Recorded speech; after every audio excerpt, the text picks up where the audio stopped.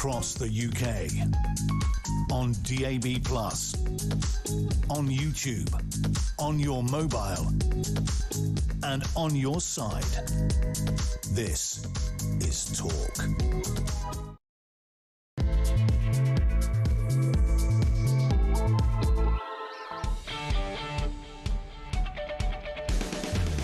Well, a very good morning to you. What is it? 3 minutes past 6 o'clock, Tuesday, the 18th of August. You lucky people, we're back with Talk Breakfast. It's the home, of course, of common sense and the home of you, the alarm clock Brit. A word, a phrase that even Robert Jenrick now uses in public. Just to repeat what I said before 6, that announcement by Reform yesterday to make benefit claimants do community work and foreign nationals wouldn't be allowed any benefits. He will be on the show from 9 o'clock this morning.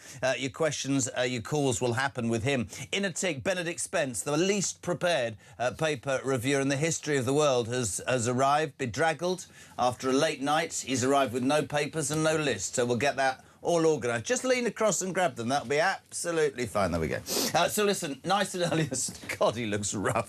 So I don't mean to be rough. You coming in, Spence, mate, it's been tremendous this morning. Good. I'm glad. I'm glad that I'm providing some sort of service. Yeah. I mean, listen, honestly, I mean, I'm the fat friend. I'm like, you know, how girls always have a friend who's sort of fatter than them, so in the photographs they look better. That's what I am to you. Damien, who is G-Spot on this show, because we can never find him, came out with the greatest line as you walked towards us this morning, looking like Swampy. What did he say? He said, Christ, did he get dressed with the light off? Which is really true. I thought he was my mate. Well, obviously I was just chatting to him out there. Yeah, I know. Unbelievable. He's like that. So listen, before we get Benedict involved, as ever, my friends, Alarm Clock Brits, thank you for joining us. We want your views on the day's news. 0344 499 1000. Rory taking your calls this morning. Voice notes. What's the prize for the first voice note? No change, ladies and gentlemen. Banana. 0344 499 1000. What are you waking up to? Well, Richard Tice. The Mirror have jumped right on this. Wine buffoon. Richard Tice, Reform's deputy leader, has been blasted after he said that people should stop being doom and gloom about the bloody heat waves and should enjoy it because it'd be good for English wine. The left have gone mad. How can you do this? The country's in arms. There are wildfires. People are suffering. They do honestly get their knickers in the twist, don't they? But anyway, it's also ironic that Richard is being criticised this morning because, ladies and gentlemen, yesterday Thames Water, haven't done this since 1976, announced a hosepipe ban. Sorry, I'd also just like to point out, last night it peed with rain in most of the United Kingdom, which is in fact ironic, and I can bet my bottom dollar by November we'll be underwater and everybody will be saying, oh my God, when is it going to end? What do you make of Richard Tice's comments? Just honestly, are there more important things in the world to worry about? 0344 499 1000. We also learned today, you know this... Are you ready, Mark? You could look really creatively brilliant here. We also know that the national security officials did raise concerns with 10 Downing Street, that wildfire emergency alert that happened last week, you know, when we all nearly dropped our trousers in fear. They told them it would backfire. Nick Ross, do you remember him from Crime Watch? Top man Nick Ross. He's now the chairman of the National Fire Chiefs Council. He said it was not appropriate to use the system to send general advice on how to avoid wildfires. He said, I don't mean to be honest. He said, I nearly crashed my car. We had a bit of fun yesterday with this. Maybe we'll do that later. Serious news. Tens of thousands gathered last night in Trafalgar Square. We talked about the Jason Arby situation, the Cambridge professor who died last Friday. This has really stoked up a huge amount of reaction. 30,000 people gathering last night in Leicester Square. Stand Up to Racism, who organised a vigil, said that there were speeches to be had from MPs, friends and campaigners on his life and his legacy. I've maintained and will continue to maintain this on that. Tragic. Nobody in any way wants to imagine how you'd have to get to be in that position. Of course, what everybody's done is jump at the press and go, oh, it was intrusion, it was awful, it was vicious, it was this. You have to, if you're balanced about this, you have to talk, as said yesterday, about the judgments of faceless people at the top of institutions. Let me tell you something about, if you were listening yesterday, you'll go, he's going to repeat it, but it's true.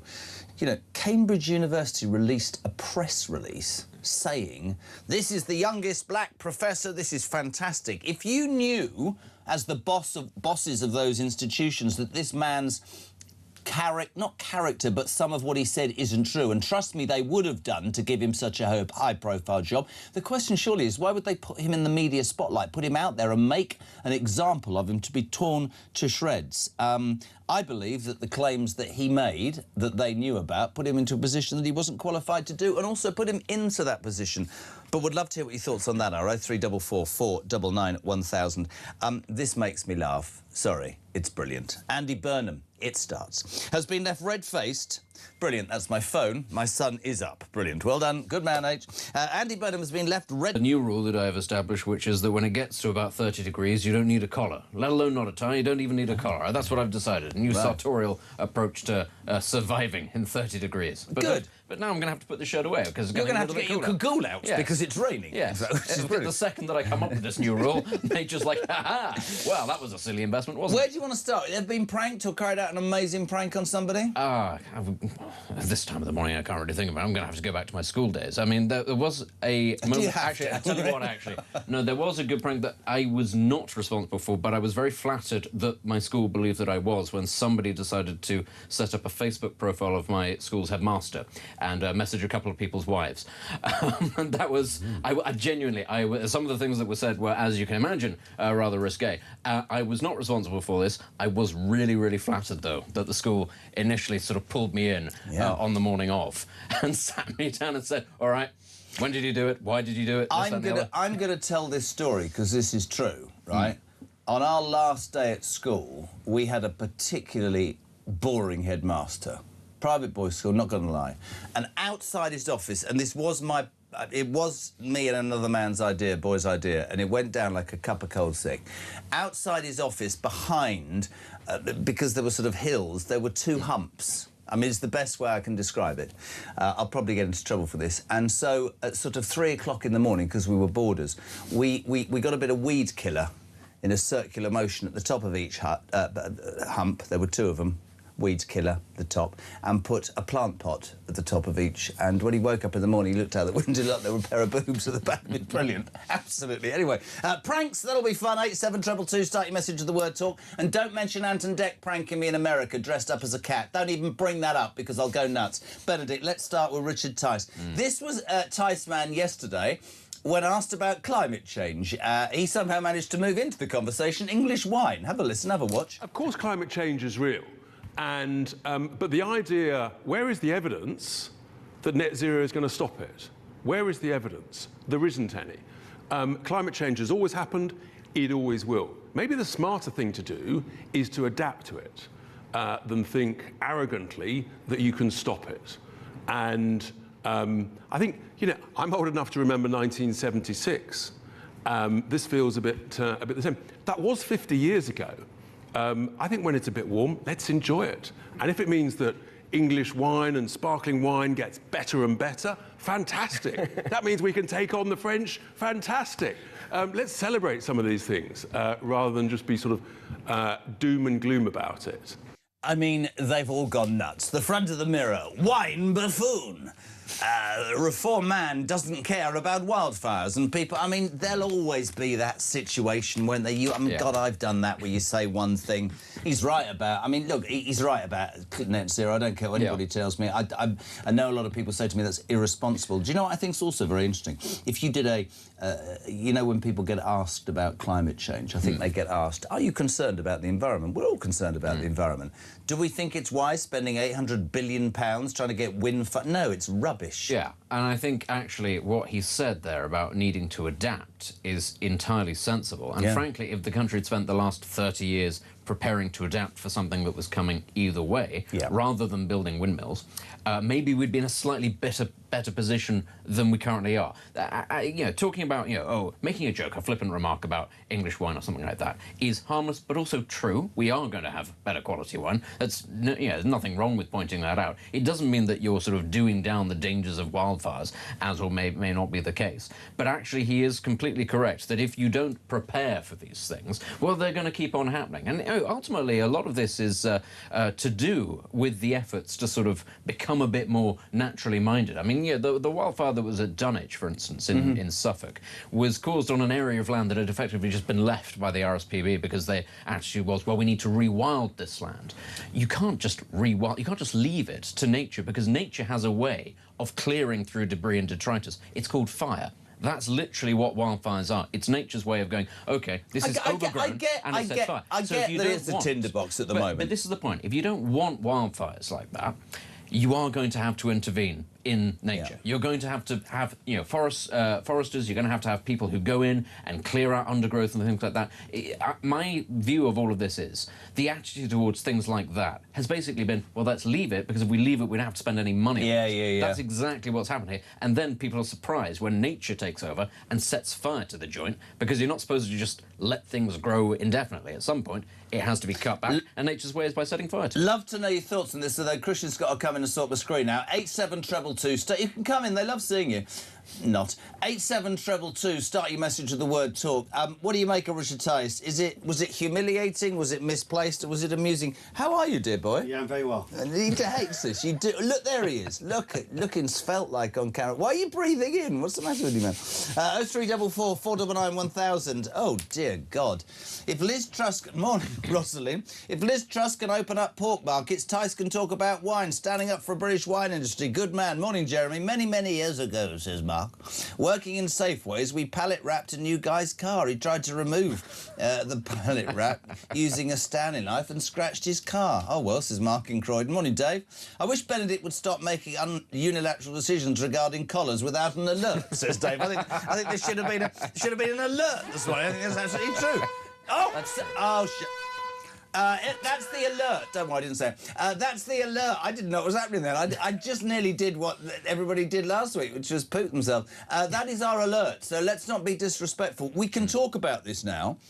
National security officials raised concern that the wildfire emergency alert... R1 sounds like this. Great. Would backfire by encouraging the public to disable the alert feature on their phone. Nick Ross, you know, the old Crime Watch guy? Yeah. He's the chairman of the National Fire Chiefs Council. He said I nearly crashed my bleeding car. What a joke. What did you make of it? Where were you? Where were you? It wasn't so bad. It wasn't so bad. I was actually on a train, and the funny thing is about being on a train in England, because signal coverage on mobile phones is dreadful, especially when you're going through the countryside. The alarms were going off over the period of about 20-25 minutes all across the carriage, because people were coming in and out of signal and getting them at different times. And after about 25 minutes and then still going off, you're kind of sat there going, well, it's a good thing that this isn't an imminent threat to life or anything like that, because if it was, you'd be dead, because this system clearly doesn't work very well if you're getting it so late. But yeah, have you switched off? I don't even know how to do that. I've but not people are switched saying they've switched it off. But I'm sort of the view that if they do it like this again, then I probably will, because I think... Are we being cynical though? We are. I mean, the people will turn it off? No. About the government, are we expecting more? People are now saying this isn't a nanny state. Leave us alone. Yeah. We know not to put it. But is it not right? I mean, what I find astonishing about this story, which nobody's picked up, is the government's said we were contacted by fire chiefs across the country. Well, Nick Ross is the National Fire Chiefs Council Board of Trustees, and he says it was completely inappropriate. Yeah. So what was the reason? I mean, if I'm honest here, I think the reason was because what Andy Burnham, the Prime Minister, is currently trying to do is he's currently trying to get out all sorts of lines, top lines, small policies, to give the impression that he is in control of the situation and that he's being positive and proactive. That's what I think this was. But with respect, he was on holiday and it was Lou Hay. Doesn't matter. It's still the image. Lots of people said that it was Lou Hay who lost her mobile phone and she was trying to message her old phone and say, where are you? Oh. She was trying to say, please tell me where you are. And Morning, Jeremy. Mr. Tice is right. The doom and gloom climate campaigners are loving the opportunity to moan. There's positives about the hot weather. When it's hot, I don't like my log burner. What more do they want, says Chris. This is brilliant, by the way. I'm not going to name this man. Yeah, I pranked a certain radio presenter at Three Counties Radio. Morning, Three Counties Radio, 17 after 6, and a big one on the way next. When I phoned daily as a millionaire playboy Syrian prince who boasted about having 6 wives. I did sex wives. I was wrong. And I know this presenter personally, which made it even funny, and he never tweaked. You know what's going to happen, talking about being pranked? Somebody's going to prank us now this morning, aren't they? Good morning, JK. So Andy Pandy was pranked. What goes around comes around, as the Labour Party have been pranking us since they got in. Bunch of pranksters or something similar, says Sean in Gloucester. Morning, Shawnee. Hello to Zane in Derby. That's the name, and it's Zane. It's a bit early in the morning for Zane Spence. Zane. Morning, Jez. I leave the house at 5:15 a.m. each morning, and for the past 2 days when you've said banana at 6:05... Now, I remember that I've forgotten my banana to eat on my way back into work, so any chance you could come on a bit earlier, says Zane in Derby. No, I'll start at 5:15. Don't worry, I'll start at 5 o'clock. I'll wave my banana around, don't start, which will make you go back in your house in Derby, Zane, and remember, in fact, that you didn't take your banana. See, that's what older men have for breakfast, a banana. Not Zane, though, apparently. What do you have for breakfast? I don't have, I just have coffee. I don't, I just have coffee. My name's Tom. She makes me a coffee and I leave. Really? Whatever. I thought you kicked her out. 0344 499 1000. Liam's in Yorkshire. I once had all my car radio channels changed to classic FM, then the language changed to Chinese, so I didn't have a clue how to change it back. What? Christine, there is too much interference in nature. They made a mistake in Aussie. God, Christian is gorgeous. Sorry. Was that a prank? Sorry. Yeah, Christian's actually called David. Anyway, can I tell you about a radio prank? Because it just came to me because of the Andy Burnham prank, and this is the way I do what I do. If you like it, great. If you don't, tough. There's a great... Years and years ago, I worked at GWR, and I was the breakfast presenter in Bristol. And there was a really nice guy who did the Bath breakfast show. So we were in next door studios. So it was Bristol and he was Bath. And at 5:30 one morning, just for no other reason that we thought it would be fun, we switched the monitors so that I was broadcasting to Bristol and Bath, and he was broadcasting to absolutely nobody. And we watched him through the class. He did a 3-hour programme, and he had no calls, and he had absolutely no response. There was absolutely... You could see him. I said, what's the matter? He said, nobody seems to be... Never told him. Never told him. 620 0344 499 1000. So Tice, national security officials. We've talked about reforms, benefits changes yesterday. Robert Jennett will be here from 9. Let's talk about Jason Arby. We talked about this in detail yesterday, and I'm really strong on this. You might have a different opinion. Tens of thousands of people gathering last night at Trafalgar Square to pay tribute to the late Jason Arday, the former Cambridge professor who died on Friday. Stand Up to Racism, who organised the vigil, estimated that 30,000 mourners had gathered in the square. A lot of people piling on. It's all about the press. It's all about the press. First thing I think is tragic, awful, terrible. But I can't get away from this. Tell me if I'm wrong. What about the failings of the people around him in those institutions, the faceless people who, for whatever reason, probably DEI, wanted to make an example and promote this guy and put him in a position where his story unravelled? They must have known, Benedict, and the downside is that he wasn't qualified to be in that position. I mean, it's horrendous what's happened, but you start pointing the finger, there has to be some responsibility. Oh, of course there, and this is the irony about all of this, when you've got organisations like Stand Up to Racism saying that a lot of this may or may not be racially motivated. Well, yes, the whole story is racially motivated. He wouldn't have been promoted if he didn't tick certain diversity boxes. So when they turn around and they say, oh, well, it's all to do with race, you can reply, well, yeah, because you made it so. You can't then turn around and be like, oh, no, race has nothing to do with it. They were pushing the fact that he was, what was it, the youngest ever professor at Cambridge. They released a press statement. They were absolutely loving the fact that he ticked all of these fantastic boxes, that he was, you know, every aspect of his story was a sort of a slap in the face of the far right and all this sort of thing. And the problem with that is, as you say, they must have known. I don't think they did. I don't think they thought for a second that they'd get found out, that they'd get caught, because people in academia do not live in the real world. They live in a complete... You know, when we talk about the ivory towers and the cloisters and the quads of places like Oxford and Cambridge, genuinely, I don't think a lot of these people understand how the real world works. A lot of academia is nonsense. A lot of it is fraud. A lot of it is plagiarism. A lot of this sort of thing goes on, yes, at Oxford and Cambridge as well. And they just sort of assume that they won't get noticed, because actually most people going about their daily lives do not care about very niche academic subjects, or, you know, things like sociology or Norse studies or whatever it might be. Actually, that has always been the case. And increasingly academia, not just here, in the United States as well. This is becoming a big scandal in the United States. Not this particular story, but the levels of plagiarism into all sorts of aspects of university life, it is becoming well known. This is, I think, simply another symptom of that. So when you say, oh, they must have known, no, I think they genuinely thought nobody would dare question them, nobody would intrude, and that actually, yeah, it was interesting because Jason Arday said, I think when he was questioned about some aspect of this, I can't remember what it was, but he turned around and said, well, I didn't think that you'd question me because think of what I would have to lose. I just assumed that you'd believe me. And that's the attitude. They just assume that everybody will listen to them, the people, the smart people from on high, and we will go along with what they say. There's going to be a lot more of this sort of thing. Perhaps not to the same level, but a lot more of this sort of thing will have been happening. And if it's happening at Cambridge, it's happening everywhere. He's here, Benedict Spence, badly dressed but well prepared to give your opinions. Voice notes, something's happened to the system. I don't know what's going on. 0344 499 1000. Send me your voice note. What do you make of it? All text, loads of you. 87222. We're talking about Richard Tice. He said, shouldn't be all doom and gloom about the heat wave. It'd be good for the English wine. The left have gone absolutely nuts. The national security alert thing's causing you complete derision. Again, Reform are going to change the benefit system if elected. We've got Jason Arday. That story continues. And, of course, as we were just talking about, Andy Burnham pranked by somebody pretending to be Chief of Staff for Donald Trump. This is before he even got to be number 10, into number 10, completely pranked on his phone. We want to know if you've ever been pranked. 0344 499 1000. Back in 3.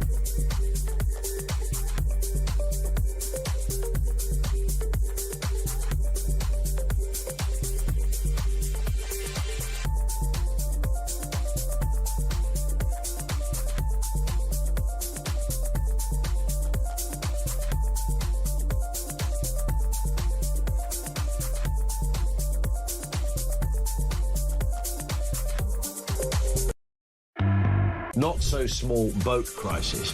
And there's a picture of the boat, and they've got a little wording in a little circle that says picture continued on the back, and they've actually put it, it's so big they've put it across the front page and the back page of the newspaper. I mean, this is absolutely huge. It is. By definition it is. And they're getting bigger all the time. What's not really sure that you can call it a small boats crisis anymore. It's a 49-foot dinghy.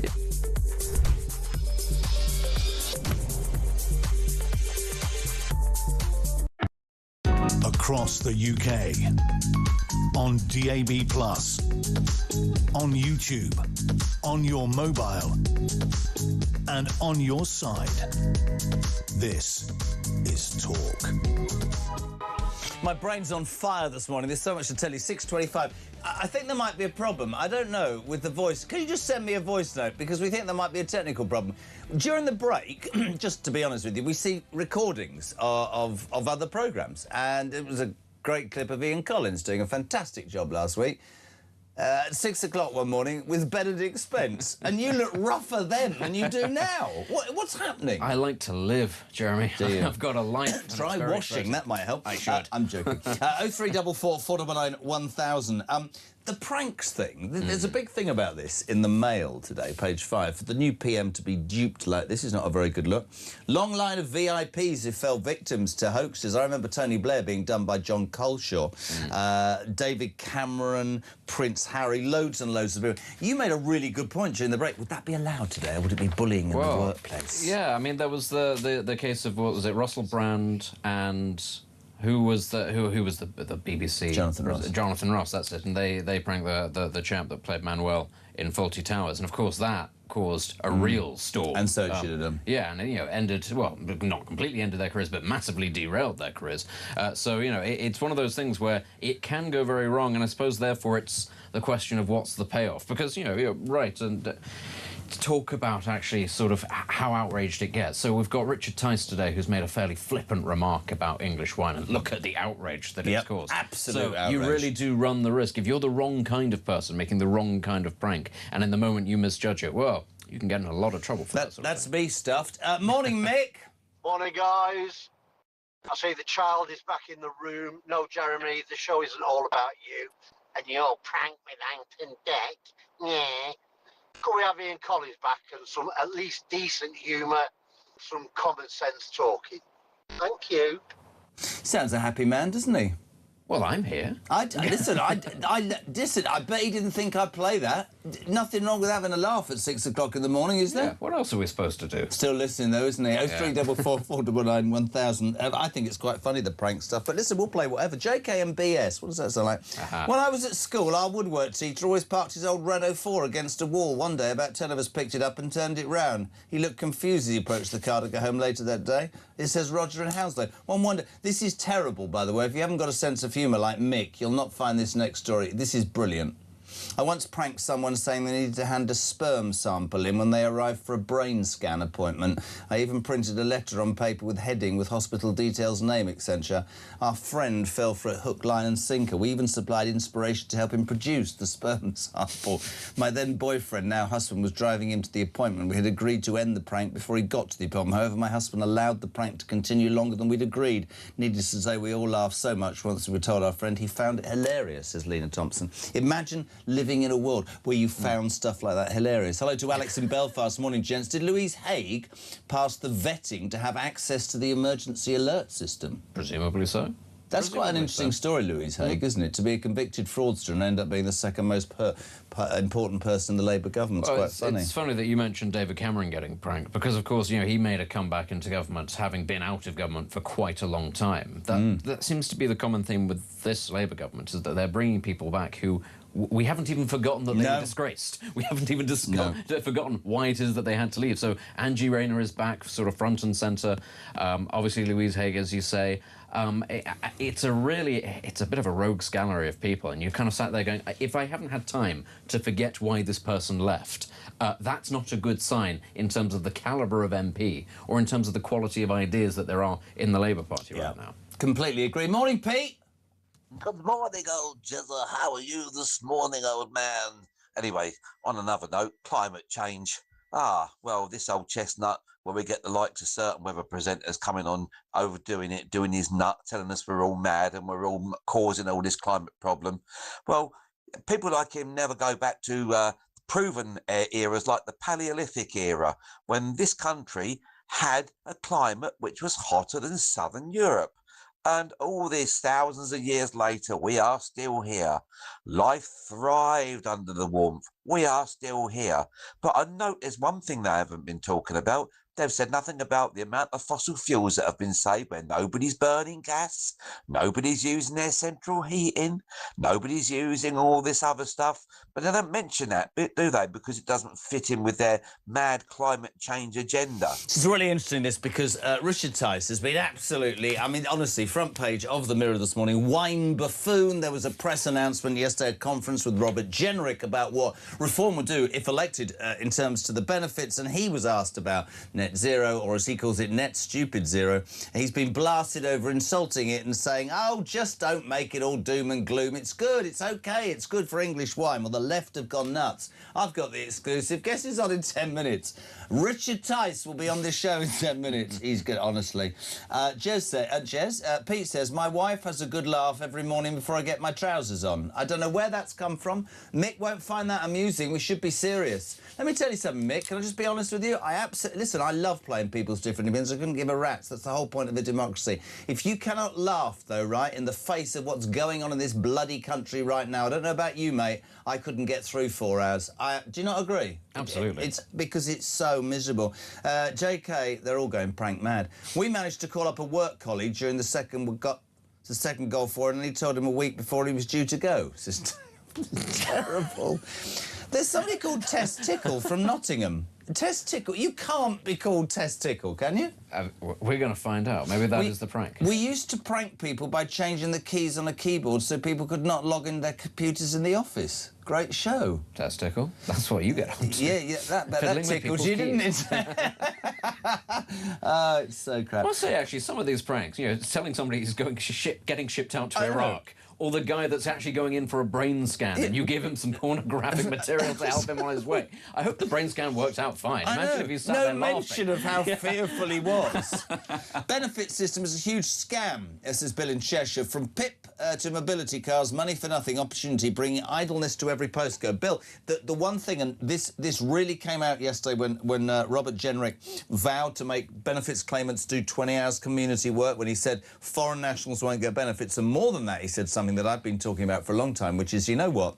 We shouldn't be doing this stuff. There should be face-to-face interviews, but the thing that needs to be said is, because people, they did it yesterday, they're panicked, right? The genuine will not miss out.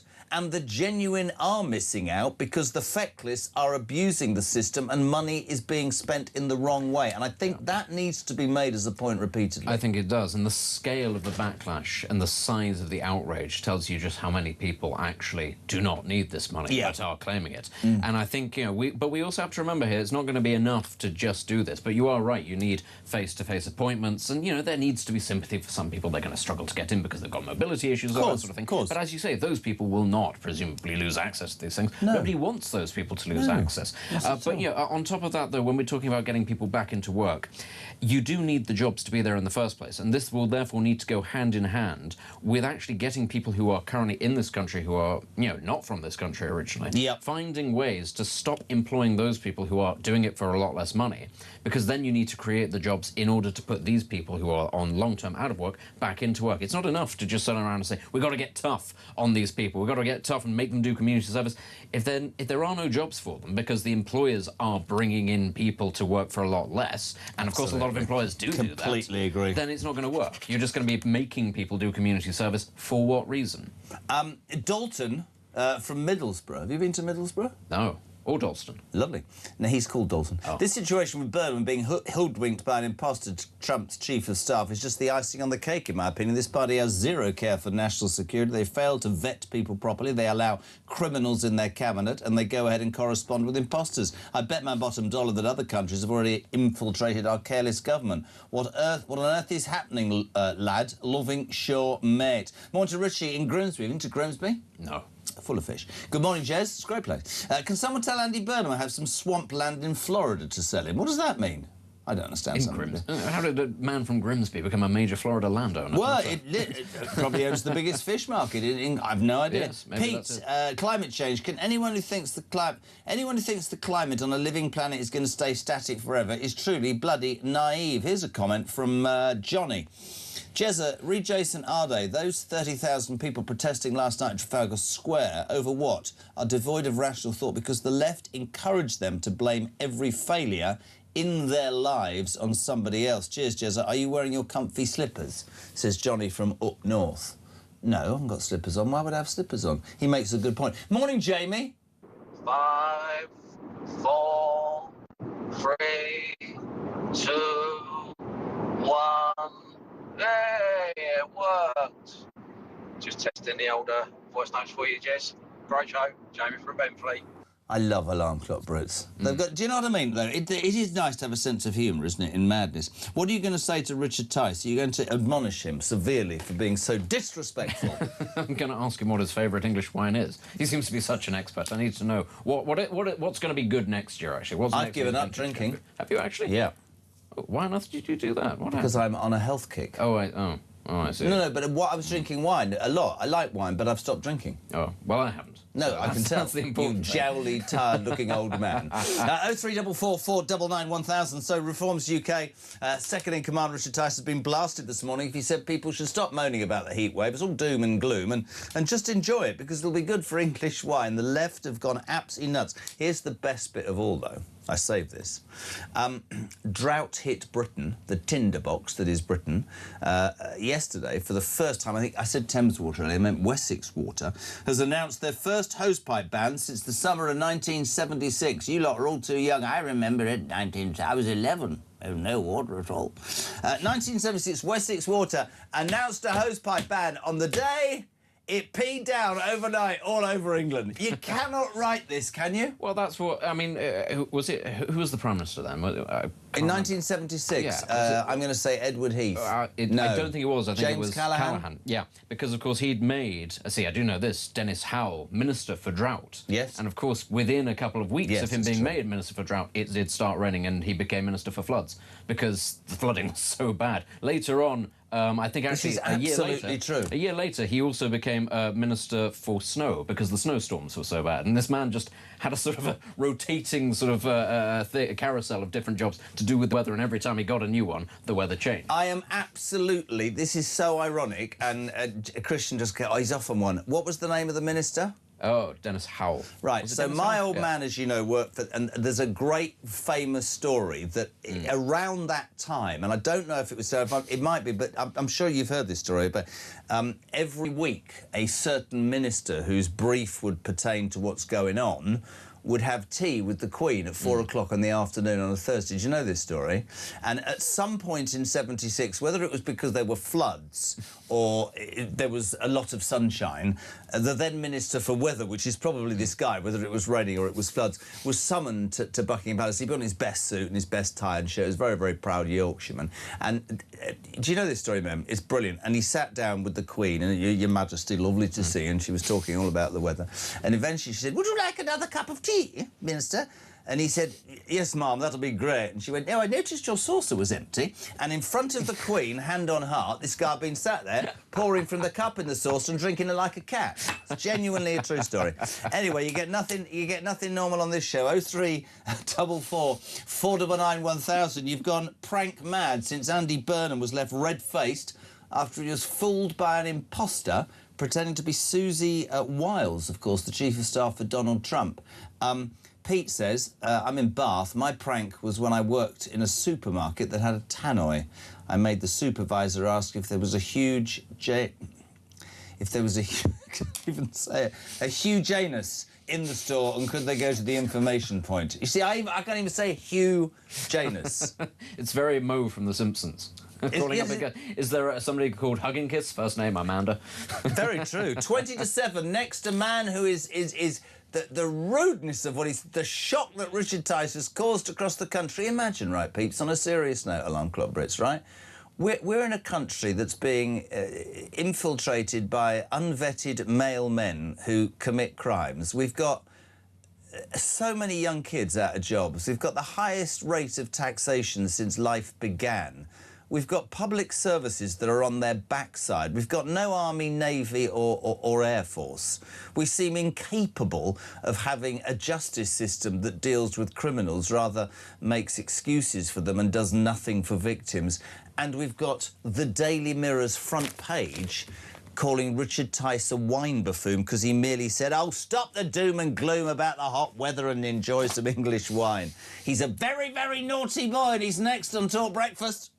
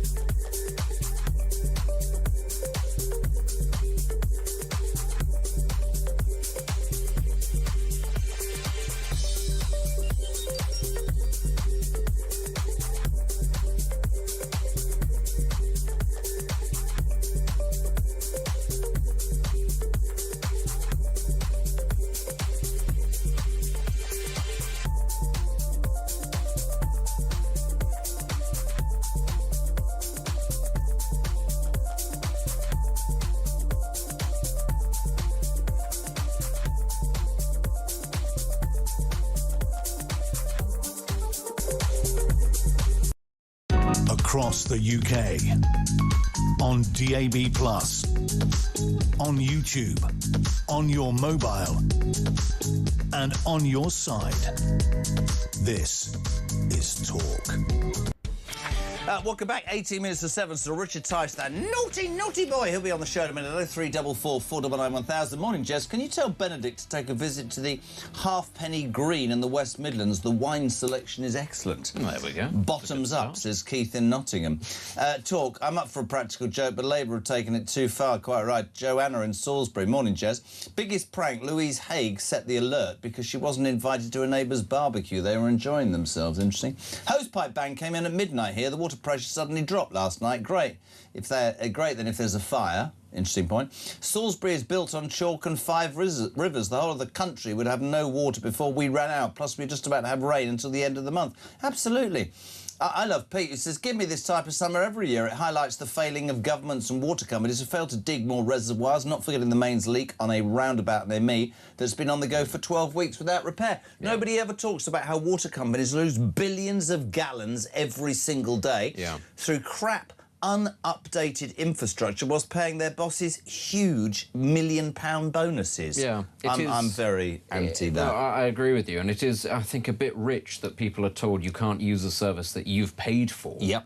And it's now not being provided because a company has failed to. And, you know, this is going to be something, I think, that we do see, which is that Andy Burnham and Labour will try to nationalise all the water companies, and they will take a lot of what's been happening as a reason why. Now, a lot of people will be listening to this saying, well, that's a good thing, because clearly the water companies aren't working, and I would agree with that. The problem is that they then use that as a pretext to take lots of other things back into sort of public ownership that perhaps don't need to be done. But it is a disgrace. Do you think that people follow the hosepipe ban? I mean, No. My hose pipe is now identifying as a watering can. Yeah, an awful lot of people, I suspect, simply will not get, because they'll actually take the same attitude that we have, which is that actually they have paid for this service. Yeah.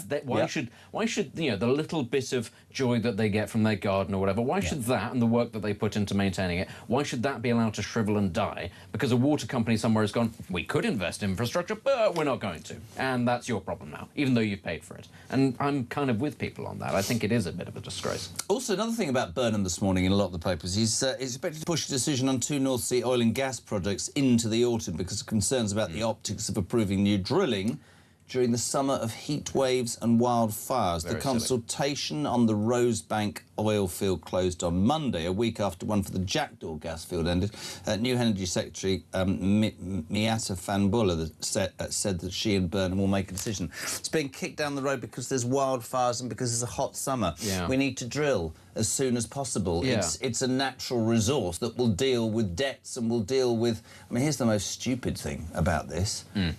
We allow Norway to drill and then sell it to us at more price, but apparently out of a moral net zero stance, we don't. It's ludicrous, man. We'd signed ourselves up to importing huge amounts of gas from overseas, even though we have plenty of gas. You know, that's really clean, you know, to ship it halfway across the world. But and pay more for it and further screw our economy. Yeah, there are ways in which we could bring our energy bills down, in which we could have more money for the exchequer, which would mean taxes wouldn't have to be so high, which is, as you say, you could pay down debt, you could pay for all sorts of things, and they're not doing it because, oh, the optics aren't good. And that's why I say this is silly. When you're doing government based on what the optics are this week, you're always going to be on a hiding to nothing. And I think the thing with government is, which is something that seems to run through almost everybody, it ran through the Conservatives. They're so obsessed, aren't they, in how it looks, that to the casual observer, they make a series of ludicrous decisions that make them look even more ludicrous. I've said it until I'm blue in the face, mate. I want conviction politicians who make a decision because they've got a plan, because they believe that that will change our lives for the better. And they don't bend just to score points or because they're concerned that they might be criticised. Yeah, this is a problem that Western democracies are facing en masse and have yet to really come to grips with, which is that the political class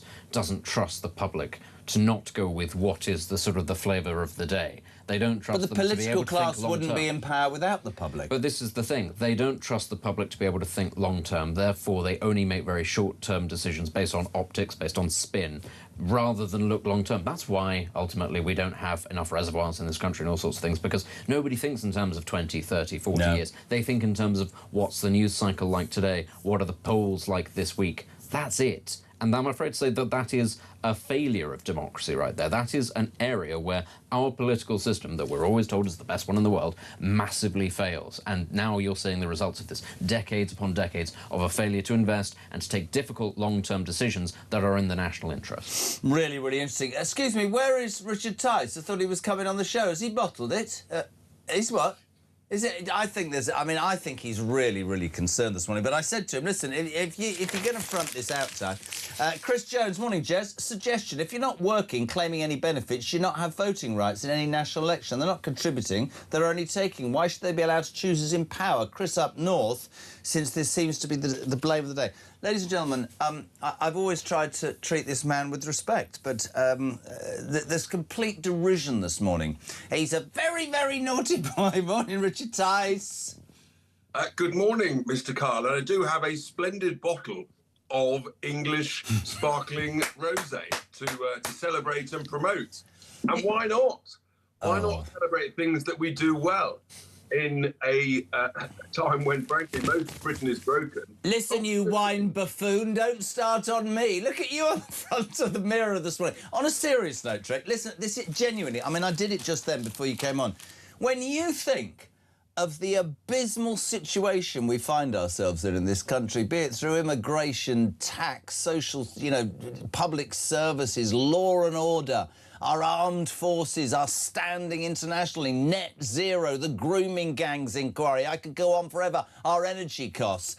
And the Daily Mirror on its front page is saying to you, you're absolutely outrageous because you dared to say, don't be miserable about the heat wave, it's good for English wine. Were you disrespecting the people whose house... I'll ask you, I mean, you weren't, were you? You were just talking about get your heads out your backsides and get on with it.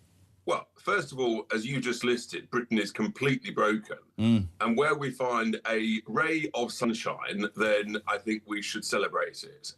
However, of course, the fires and the terrible damage to those houses is absolutely horrific. We all know that. That doesn't actually need stating because it is so blindingly obvious. But the question came from a moronic journalist from the Daily Mirror, who, by the way, you see, they've been desperate to get at me for months because they had to issue a formal apology earlier this year, having lost an IPSO complaint. They had to take down a libelous article about me. So they've been a bit grumpy ever since. What I said is completely true. Climate change is real. It's gone on for millions of years. It will go on for millions more years. I said that anybody who arrogantly thinks that humans can stop the power of the sun, can stop the power of volcanoes, can stop the power of rising sea levels, frankly, they're the ones who are completely out of touch. What I said was maybe we'd be better to spend a lot less money adapting to climate change than arrogantly thinking you can stop it. Completely agree. And listen, I watched you, and I watched you say 76, and obviously you're older than me, but I remember 76, and at that point they weren't talking about the end of the world, and that was, as you said yesterday, 50 years ago. The irony, of course, of the fact that the Mirror ran this story is, yesterday we discovered for the first time since 76, Wessex Water has imposed a hosepipe ban. Nothing's being done about the millions of pounds they pay their directors or their shareholders. The infrastructure's buggered. They lose millions of gallons every day. And what happened overnight, Richard Tice? It peed with rain across most of the United Kingdom last night. And here's the point. What the Daily Mirror didn't say, and what the Guardian didn't say, is what about people's energy bills? Yeah. Why are people feeling so much poorer than they used to before net stupid zero? Because the cost of electricity has, give or take, doubled in the last 6 or 7 years, as well as, by the way, a shortage of electricity. Some days we're importing over 20% of our electricity, meaning that we are completely exposed. Yeah. And let me say to those morons at the Daily Mirror and the Guardian, when there's blackouts in this country, there'll be a hell of a lot more deaths than what they've been talking about. And the figure they've used of 2,700 heatwave deaths has turned out to be fake news. Yes, it was a useless computer model. And the reality is that 10 times more people sadly die in extreme cold than they do in extreme heat. So I just think these people need to get their heads out of their backsides and understand the reality of life. All of your listeners and viewers are finding life much tougher because of the high cost of energy, and that's because of these mad policies. If this great new Prime Minister we've supposedly got took a decision to approve the oil and gas fields at Rosebank and Jackdaw, then we'd be less exposed to overseas energy interests and actually create some jobs and growth and energy security here in the UK. I couldn't agree more, but have you heard the irony? He and Miatta Fahnbulleh, the new energy secretary, are going to push a decision on those two North Sea oil fields that have our resources that we could use financially rather than get Norway to do it and buy it at twice the cost. They've pushed it into the autumn, and their reason, Richard Tice, is they're saying because of the heat wave and wildfires, it would be wrong to approve new drilling. That's just another excuse. It is a natural bloody resource to this country that would do a lot towards the debts that we have, and I have no idea how anybody in government with a brain cell thinks it's worth spending billions of pounds we haven't got trying to create an energy system that will do nothing. I don't care what. It's not going to save the world. It's going to screw people even more. Businesses are being screwed by energy prices and people. Fact. They're proving they haven't got a brain cell, because while they think that's a good idea, it's not. Norway is laughing all the way to the bank, is literally just over the line in the North Sea. They're drilling as fast as they can. And who are they selling all of that oil and gas to? The United Kingdom. What a bunch of muppets we've got running us. And by the way, as you've got me going, I mean, you know, we're a small island surrounded by water. The idea that it's progress to say you've got to use 20% less water, for heaven's sake, that's not progress. That's a bit like saying you've got to use 20% less electricity. That's not progress. That makes us poorer. If we are a sophisticated, developed nation, then actually you get better off and richer by using more energy to create more growth, more jobs, and that's how you get more money in your back pocket. And the evidence is crystal clear. And if that means we need to build some desalination plants so that we've got plenty of water whenever we want, guess what? That's what they do in the Middle East. And what's happening in the Middle East? They're growing fast, their economies. They're getting better off for their citizens. And I think we need to have the humility to learn some lessons. And this government has got it catastrophically wrong. I'm very proud that I've dragged the Tory party to a position of agreeing with reform, that net zero was one of their stupidest ideas. In fact, I said yesterday at the press conference, I said I think it's one of the greatest policy mistakes this century in the United Kingdom, alongside mass low-skilled immigration. Mate, brilliant. What was that bottle of wine again? You sending it around to me to try out? Oh, absolutely delicious. Good man. Ole! Richard Tice, Deputy Leader of Reform. Thank you so much indeed, Benedict. Couple of minutes. He's right, isn't he? There are bigger things than that. Huge. But, yeah, this is going to be the tricky thing, isn't it? Reform are going to be facing endless sort of harangues and attacks, and it's going to be very childish stuff. It's going to be stuff like this on the front of the Mirror, because actually when they come out and they say these things that most people sort of sat there going, yes, this makes sense, what you're basically going up against is 30 to 40 years of political consensus. Yeah. And those people do not... Listen, nobody likes being told that they're wrong. But even fewer people actually change their minds when they know they're wrong. They simply double down and they go, well, if we just do it a bit more... You see this with this government. If we just tax people a bit more, there's a magic point at which suddenly everything will be fixed. And I'm sorry to say we had it with the Tories as well. There was just no desire actually to change course. The one time that we did try and change course, they hitched their wagon to somebody who was incompetent. The ideology wasn't necessarily bad that Liz Truss espoused, but the actual individual, you know, that was fronting it was a disaster, as was her Chancellor, as were several other people in the Tory party. But that's a symptom of the Tory party itself. They are going to keep on getting this. They're going to get it in the neck from all sides. They have to be reform. Very proactive. They need to be positive. I'm afraid to say there's been a lot of doom and gloom actually from reform this summer. Oh, why is it always us? Why are people being mean? Look at the threats that we face. No, they need to be on the front foot. They need to be very proactive. Absolutely. I said it yesterday. Chris Philp was on the beach in France. That is what Nigel Farage should be doing. I know that there's the Clacton thing. Yeah. Stuff like this, out on the front foot, that stuff about benefits yesterday. You are a legend. Thank you very much indeed. He dragged himself out of some bed somewhere and brought himself in, and we thank you enormously. The legend that is Benedict Spence. It's almost 7 o'clock. We are live across the United Kingdom. Next, after 7, he's a legend, former Conservative Party leader, a great, great man, Sir Ian Duncan Smith. Your calls on 0344 499 1000, voice notes as well, and your text to 87222. Start your message with the word talk. And the news, my friend, at 7 is next on the Home of Common Sense. Talk.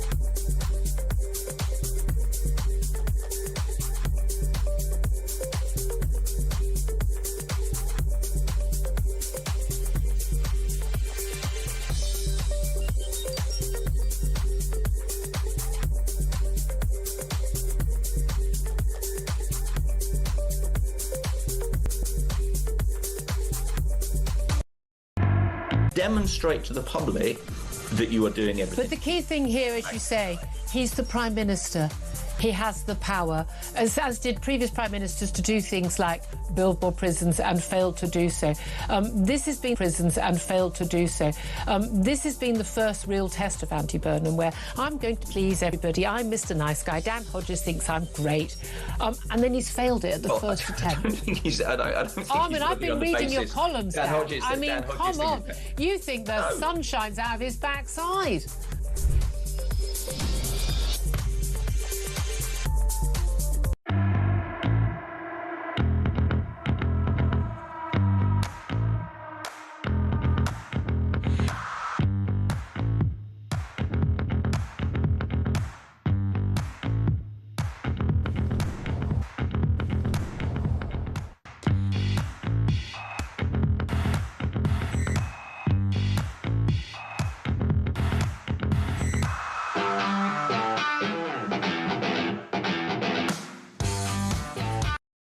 Across the UK, on DAB+, on YouTube, on your mobile.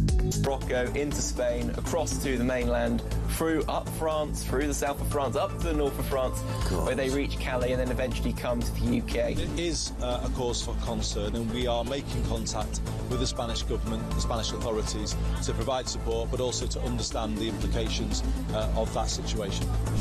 Some of you might remember a poster I put out 10 years ago called Breaking Point, where I showed vast numbers illegally breaking into the European Union. I made the point that if we vote for Brexit, we'll have the power to stop those people coming here. Sadly, the Tories failed us, Labour have failed us. Believe me, unless we get a reform government, those scenes you're seeing in Spain today, many of those young men, lots of them dangerous, will be heading towards Calais and coming to our country too. It is time to wake up. This is a battle for the future of our civilization. I can't put it any more plainly than that. When you look at what happened to Spain, they don't know what to do. And it's happening again today. They're coming in by the tens of thousands and just invading the country. And what that is weak law, bad management, but very liberal law. They passed a couple of laws, and people read. You know, people are smart. They read from other countries, and they swam that 3-mile sweat wall, however they got in, but nobody's seen anything like it. That will look good compared to what's going to happen to the United States. The biggest thing, the worst thing that Biden did is allowing 25 million people into our country.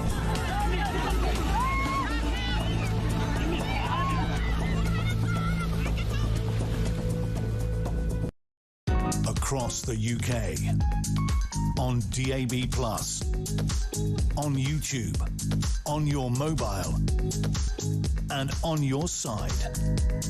This is Talk.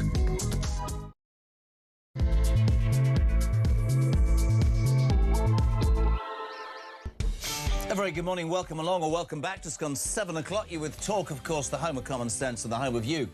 The alarm clock break. We want your views on the day's news. We welcome them. 3 ways as ever. You can phone that number 0344 499 1000. You can leave a voice note. We'll get those on. You can leave a text. 87222. Start your message with the word Talk. What are you waking up to on Tuesday the 18th? Well, a massive furore. Front of the mirror. Richard Tice, who was just on the show, Wine Buffoon.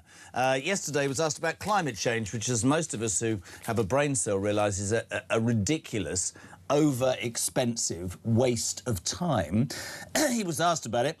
He was blasted because he happened to say, let's stop all the doom and gloom about the heat wave. It's good for English wine. Let's get on with our lives. Of course, the naysayer said, listen, wildfires, people, they fabricated numbers of people dying. Yes, there's been tragedy, but you have to be able to separate. I think he was just saying, come on, let's try and get with the programme. Let's try and be positive about something. He was talking then about how all the problems you have in the United Kingdom, and a major newspaper wants to decide somebody's talking about a bottle of wine is more important. You might be against Richard Tice or for him. We'd love to hear from you. It is ironic, is it not, that the day that he talks about net zero, Wessex Water, for the first time since '76, announced a hosepipe ban last night, at which point it started to pee with rain for most of the evening. So that's an interesting one. You might want to talk about it still goes on this, the national security alert that we were all given on Friday that sent people into a spiral. Do you believe the government were right, or is it the nanny state? Further examples of that. I mean, Nick Ross, you remember him from Crime Watch? He apparently didn't know this is the National Fire Chiefs Council chairman. He said he nearly crashed his car. He couldn't believe they were doing it.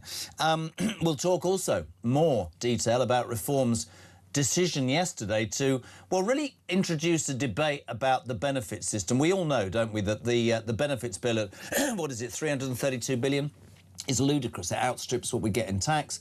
And they and many other parties, the Tories, say they're going to save 23 billion. Reform yesterday saying that they will save 50. One of the examples, not just, you know, foreign people not being able, people who are here illegally should get no benefit. They also were talking about long-term unemployed people giving something back to the community, something I've talked about forever. This was Robert Jenrick yesterday. They will become part of Alarm Clock Britain too. Across the OECD, schemes like this markedly improve claimants' chances of finding work. Job seekers, like everybody else, will start work on time and they'll do something for a living. They'll be given an incentive to find a job and still have the time to find the permanent, long-term one that they want. The taxpayer, meanwhile, will get something back in return. At the moment, that's just simply written off. The taxpayer, the community, will get cleaner high streets, properly maintained parks, a helping hand down at the library. We'll get our town centres looking smart again. We'll help councils improve their services again. Robert Jenrick gave that press conference yesterday. He'll be live on this show from 9 o'clock, taking your calls. So anything you want to ask, the Chancellor, in effect, if Reform were elected, Robert Jenrick's idea yesterday to deal with the benefit system. One of the things that I completely agree with, by the way, and my next guest knows more about this than anybody, is that we seem to have got to a situation in this country where you can claim benefits simply by just filling out a form. I believe that the face-to-face interview is absolutely essential. But we always have to make this point, because we made this point yesterday and people were phoning and texting going, right, that's it. What does that mean for me? I've got multiple sclerosis. Somebody said, the whole point of the welfare benefit system, in my humble opinion, is to help people who can't help themselves. But until we as a society can, A, and one, admit that there are people, feckless people, taking advantage, but B, and two, approach and deal with this problem without sending the fear of God into genuine claimants, by telling them that by changing the system for the better, the more needy are going to get more money. That's where there is such a huge debate. 0344 499 1000. Let's get straight to him. Former Conservative Party leader and a man who, when he was dealing with this benefit problem, made more changes in 2 years and more success than anybody. Sir Ian Duncan-Smith, good morning. Oh, good, we can't hear him. Is he there? No? Oh, wait, got to push another button. Got you. Honestly, Sir Ian Duncan-Smith, how are you, sir? I'm fine, yourself? Yeah, not bad.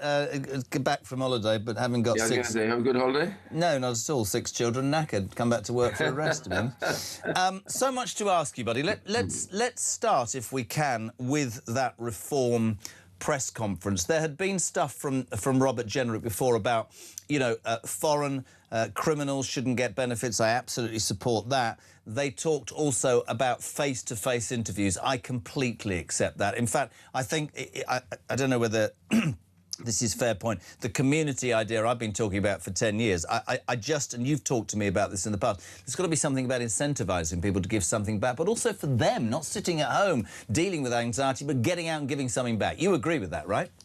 Yes, of course. That's the whole principle on which the welfare system should and is set. And when I was working with it, we managed as a result of that to, applying those principles, make sure that the universal credit was coming in. It meant that everybody could be seen and that we could check carefully what their credentials were with regards to the need to claim benefits. And the other bit of it, of course, is not. There tends to be, the conversation of this tends to be about how do you cut the benefit system. In truth, the main reason you want to approach this is because how do you get people's lives to change so that they will be better off, that they will be in work rather than be claiming. You want to change people's lives to help them to be better. And I think the positive side of this then is how you shape everything. Now, a lot of these announcements that they made the other day have actually come from the Centre for Social Justice, which I set up some years ago. And they've come forward with a whole series of these ideas about how you get people away from claiming and back into working. So if you take mental health, for example, you know, one of the drivers of the claims on both sickness benefit and on PIP has been this massive increase since COVID on mental health conditions, particularly depression and anxiety and ADHD. Those ones have rocketed through. And the problem about this is that actually the cure for that is not to have them sitting at home doing nothing. The cure for that is to get people into work, so that work is the best route out, both out of poverty and also out of illness when it comes to mental health, like depression, anxiety, and ADHD. So it's flipping it on its head and saying, let's find a way of changing people's lives by getting them into work rather than leaving them just claiming benefit. And that's the principle that should run through all of this. When we did it, we saved about 25 billion a year, and then COVID hit, and I'm afraid, you know, people did stupid things like release all the face-to-face and pay people money regardless, and then add extra things like the furlough scheme and everything else. And that conditioned a lot of people to believe it was better and easier for them to claim a benefit rather than try and get back to work. So changing all of this is important. Of course, what Reform are doing is part of that process of trying to do it. Most of that stuff has come from the Centre for Social Justice, which is fine, because we're about changing the system and about changing lives. Does it frustrate you, as you set up the Centre for Social Justice, that Reform, in this instance, are using or being involved or invited or whatever you want to say? Should your party, should the Tory party have been more vocal on this? Is it something that you as an ex-leader set up? Actually, to be fair to the Conservative Party, that they've also were the first ones to come forward with a set of changes to stop people being paid benefits like payments for depression and anxiety. So when it comes to that, the Conservatives already come forward with a package of changes. What it appears to me is happening is both of the parties are now heading towards a direction of travel which is back to where we had been before COVID, which is good. The question really now, though, is not, in a way, what Reform and what Conservatives will do. It's now what stops Labour from trying to do something like this to change the system and to, not just to save money, but to save lives. I think that's right. It's interesting, though, isn't it? If you talk about welfare, there's definitely been a hardening amongst what I call the general public, the silent majority, to how unfair this system is. It's the same with immigration. We've talked endlessly about how 10 years ago, if you talked about immigration, you'd be called every name under the sun. That's now on the tip of everybody's tongue. I think the welfare, the unfairness, I think there's far more likelihood for politicians and commentators to say, no, listen, it's not wrong to say there are people gaming the system. Sorry if you don't like that, but it is true. But to keep making the point that the genuine won't miss out in terms of however this needs to be changed. Let me ask you about net zero. Richard Tice in trouble this morning, front page of the Mirror, for daring to say it's not all doom and gloom, the heat wave, it's good for English wine. Flippant remark. And I mean, we had him on just now. I mean, it's all over the Mirror. I mean, net zero is something that I mean, I am 61 years of age. I cannot believe... I know if you ask people, we're all concerned about the environment, but the money that we're talking about, the expenditure that this government insists on spending to achieve something that frankly doesn't even matter is unbelievable to me. It's not flippant. We were saying, Tyson and I just then, I remember 1976, that was 50 years ago. I'm sure the world has changed, but we are financially in the mire. We should be drilling and we should be doing things to make our energy prices come down rather than spending crazy amounts of money chasing a dream that I don't think, unless I'm wrong, changes people's lives right now for the better, does it? Yeah, there's a sort of absurdity about all of this, and there's a lie being told. The first is, by all means, you want to clean up the environment, the atmosphere. That's a noble cause in many senses, because, of course, you know, why have an atmosphere that's wrong, dirty, or whatever? But the reality is that, yes, there is climate is changing. It's been changing for a millennia. It goes up and it comes down. And yes, of course, the amount of industrialization hasn't helped. So trying to reduce those figures is fine, except for it's got to be in a balanced system. So, for example, don't lie to everybody. What's happening at the moment, the government is saying, we've got to get this down, it's all about us. Yet at the same time, what they do is, by getting their own carbon targets down, is they buy oil from other countries. So it's not as though they're not using oil, and they're not using gas. Yeah. The difference is they're just not prepared to take it out of the UK and be honest about it. What they are doing is taking it from countries in the Middle East, and even, believe it or not, astonishingly, taking the oil that's been drilled for by Norway just across the sea. I mean, how does anybody expect the British public to take that seriously? Well, that's the point about this. This is why they, in a way, it's complete nonsense what the government is saying. Yes, we want to ensure that the climate doesn't get worse and worse, but at the same time, you know, be honest about it. We also need to live. And we also need to be able to produce the right energy so that people can heat their homes during the winter, can manage to do all the things that they would necessarily do. That's important too. And instead of saying, well, of course, all this is about making sure we get down net zero, we are less than 1% of total global emissions. Less than 1%, way less. And the reality, therefore, is the idea of what we're doing is breaking our economy. Yep. Because what we have to do is do this so that our economy grows rather than shrinks. And the way we're hammering the targets, the penalties, and the costs on everybody, paying far more than we would to drill it from the UK's shores, by buying it in from quite often dodgy countries who have appalling behaviour and appalling human rights, etc. All of this is what we're actually doing to hide the idea that somehow we should be being honest about this. Honesty would be great for this government if they said, we're going to do this ourselves, just like Norway does and the others, because it's fair, it's reasonable, and it doesn't put too much pressure or cost. Just very quickly, and we'll talk about China, but I just wanted to say, they're expecting the government, you'll love this, to push back the decision on those two North Oil and Sea Gas projects, Rosebank and Jackdaw, to the autumn, because they've said this morning, Sir Ian Duncan-Smith, the optics of approving new drilling during a summer of heat waves and wildfires doesn't sit comfortably with us. That's another bloody excuse, isn't it? I don't care whether something sits comfortably. What a weak excuse. Yep. Are you doing the right thing? Yeah. And that seems to be the last question that the government asks itself. Yeah. Are we doing the right thing? Punishing people by pushing up the cost of energy. We have the highest energy cost in the developed world. Why are we got very little industry in the UK? Because we charge so much for energy. None of these energy users can actually afford to set up businesses in the UK. So people are losing their jobs. People who worked in the oil and gas industry are going to be losing their jobs, thousands of them, up in Scotland and in England as well.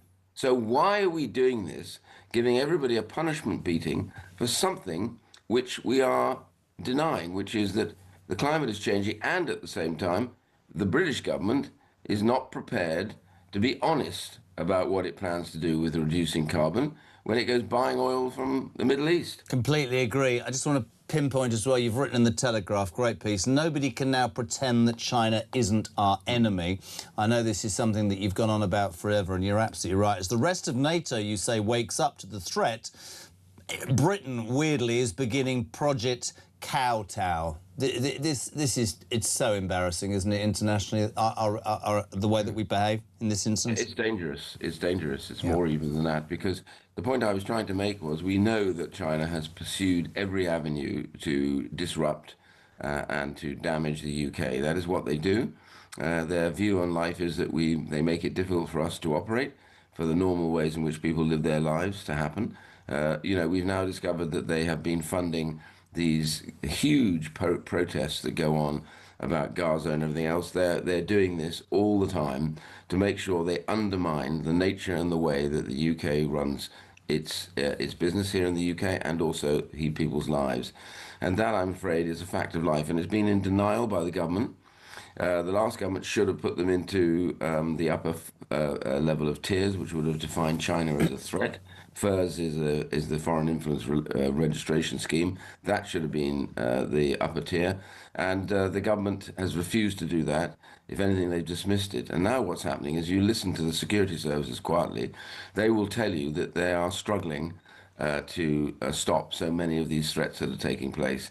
You know, this government, for all its, beating of its breast about how it believes in human rights, they have been importing solar arrays by the thousand that will be made with slave labor from China.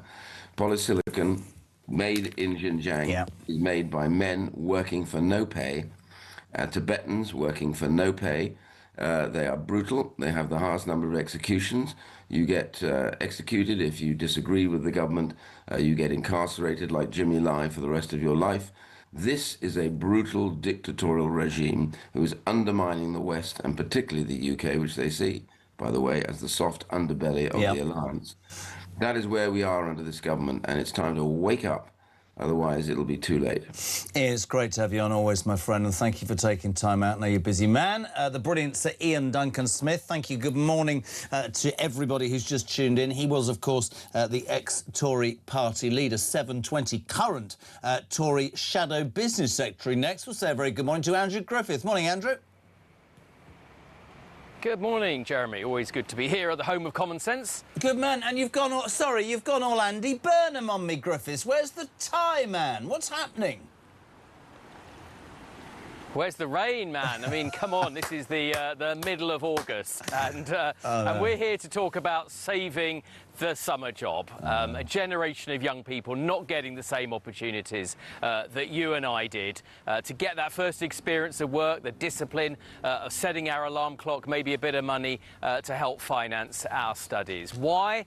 Not just the government's high taxes, pushing up the cost of employment, attacking sectors like hospitality and retail, but also a lot of the red tape rules, uncommercial, complicated rules, different rules for 16, 17 and 18-year-olds. And it's meant that, having listened to businesses and business groups, they've said, look, we want to give young people these opportunities, but it's just so complicated as we try and run our businesses that sadly we're, in all too many cases, not able to offer those 16 and 17-year-olds the first step on that ladder of opportunity. The first couple of rungs have been knocked down by all of this red tape. We Conservatives have come forward with some serious plans today to say how we're going to reform that. There'll be some pearl clutching from Labour and the trade unions, but these aren't long-standing protections. It's not about health and safety. It's about making it simpler for young people to get those opportunities. I couldn't be more passionate about this, Jeremy. It's something I started my working life with.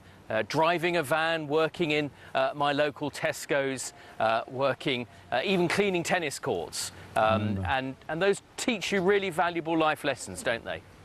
It's really interesting. We have a mutual friend, and he talks in glowing terms about how you built your business. I wanted to ask you, actually, something that is relevant to what you've just said, but part of it. I have a 17-year-old who, with the greatest of respect, and it's to do with education but business in effect, you talked about how when you and I started, you got the first job, you wanted to earn money, you grafted, you climbed the pole. I think there are many 16-year-olds who are not fit for, not right, not ready, just not the right people to have to go further with their education. I want to see apprenticeships. I remember, people will criticise what I'm going to say, the YTS scheme. I'm all for kids getting into businesses and starting at the bottom and showing what they're made of. Our friend, Mr. Brooks, our mutual friend, he took delight in employing people at the brilliant Avtrade who had never done that job, who just had something about them. And that, I would love to see that back, Andrew. Kids being given the chance to show what they're made of rather than being stuck in college for 2 years, not really wanting to do it. I'm all for that practical experience. Do you know what I mean? I absolutely know what you mean. And look, in my own life, I always hired for attitude, not experience. Experience you can learn, you can pick up on the job.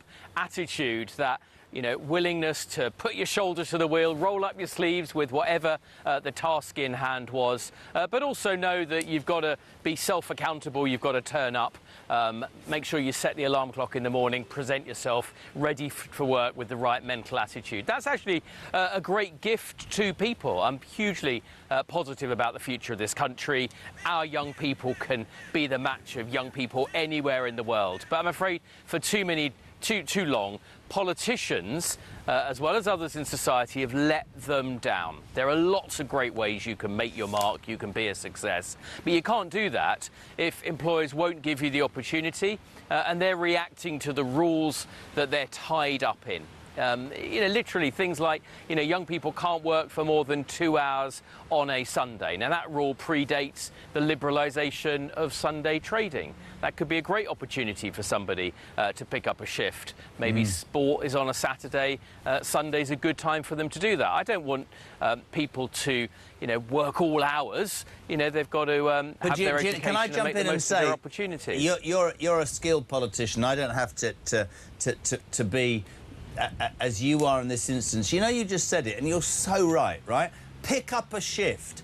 I wanted to do every shift that I could, right, to make more money than my mates, to be able to have the things that I wanted. Nowadays, or if I take another shift, I might get tired or suffer from anxiety, and we live in a society that will make excuses. What happened to aspiration, Andrew? What happened to graft? What happened about, as you said, setting the alarm, getting out of bed? Our mutual friend, Graham, he started pumping gas at 15, for God's sake, right? That's gone. I want that back. Aspiration. But, you know, you talk about employers, when NI from this government is destroying their businesses, when they're finding it difficult just to break even, they're not going to be able to employ people. It's just a vicious circle of excuses in my mind, and there's so much that we can do to move it forward. It's attitude, as you said, isn't it, really? It's all about attitude, but it's also about us as a country. You know, are we willing to show up and compete? Are we willing to make tough choices? Are we willing to recognise that as a country we've got to earn our way in the world, that the state can't create jobs? It's not the government that creates growth, it's businesses. Yeah. And we've got to be all in and be on the side of business. That's why I came into politics, Jeremy. It's, you know, I had a happy and, you know, moderately successful business career, but I just see our country slipping down the world league tables, not being as attractive to people, young people leaving because they see there's more opportunity elsewhere. That is not the future I want for our great country. We can get it back. I am so pleased the Conservative Party, and I know people have their own different views, I am so pleased the Conservative Party is back. Under Kemi's leadership, it's Conservative again. People like myself who joined the party under Mrs Thatcher, those values of thrift, enterprise, hard work, but also opportunity and ambition. A Conservative Party is back, and I just say to your viewers and listeners, you know, just give it a chance. Right? You don't need to write any blank cheques. It's not always delivered, I accept, in recent years, but it is the Conservative Party of Thatcher and Churchill. There is a new breed of Conservative politicians who are all about tough choices, the honest truths, and getting our country back where it needs to be. You do when you watch Kemi Badenoch as a commentator, as a broadcaster. You see somebody increasingly, and I always try and speak honestly in those instances, who increasingly is more and more confident in her own skin, is prepared to say things as she sees it. Because we're probably around the same age, I crave a conviction politician. That's why Farage has garnered such support over the years, because he's seen Andrew as somebody who will say it, rather than... We seem to have a huge number of politicians nowadays, I'd love your opinion on this, who won't utter a word until a spad whispers in their ear what the latest opinion poll or think tank tells them they should say, because that might work out. I don't care if politicians make mistakes. I don't care if politicians get things wrong. I care about a politician saying, I believe in that. Thatcherist, and my next guest will laugh at me, but Thatcher went, this is what we need, and this is what I'm going to do, and if you don't agree with me, I'll fire your backside. And at the end of 11 years, the 400 MPs had all been fired by her, so she went, but she stuck to it. Blair was the same. We need conviction politicians rather than people simply occupying number 10, worried solely about how their personal rating in a focus groups look. That's what I want. 100%. That's what I want too. That's what I hope I am. I'm not a politician. I'm a business person who happens to be standing here in Westminster because he's passionate about getting our country back. And more people like me are joining the Conservative Party, are putting themselves forward to be candidates. We're going to have a good slew of candidates in the next election, putting themselves forward with a business background, who've done the hard yards, who sat there on a Sunday afternoon trying to balance the books or work out the shift for the next people, working out how they're going to make that money and make our country prosperous again. Listen, it's great to have you on. It always is great to have you on. Just one light-hearted end. Your grass needs watering there in Westminster. Have you ever been pranked? You heard overnight Andy Burnham was pranked by a hoaxer who pretended to be Susie Wiles, Donald Trump's chief of staff, which isn't a good look. Have you carried out or been the victim of a prank, Mr. Griffith? Not that I know about. Maybe I've been pranked unknowingly. Maybe this is a prank. Maybe you you're are not the the Jeremy Shadow Kyle. Business Secretary. You are not an MP. And I'm standing here. Yeah, you are not in Westminster. Go back to Sussex. Andrew Griffith, thank you so much indeed. Shadow Business Secretary under Kemi Badenoch in the Conservative Party. What is it, Tuesday morning? It's almost 7:30. We're live across the United Kingdom.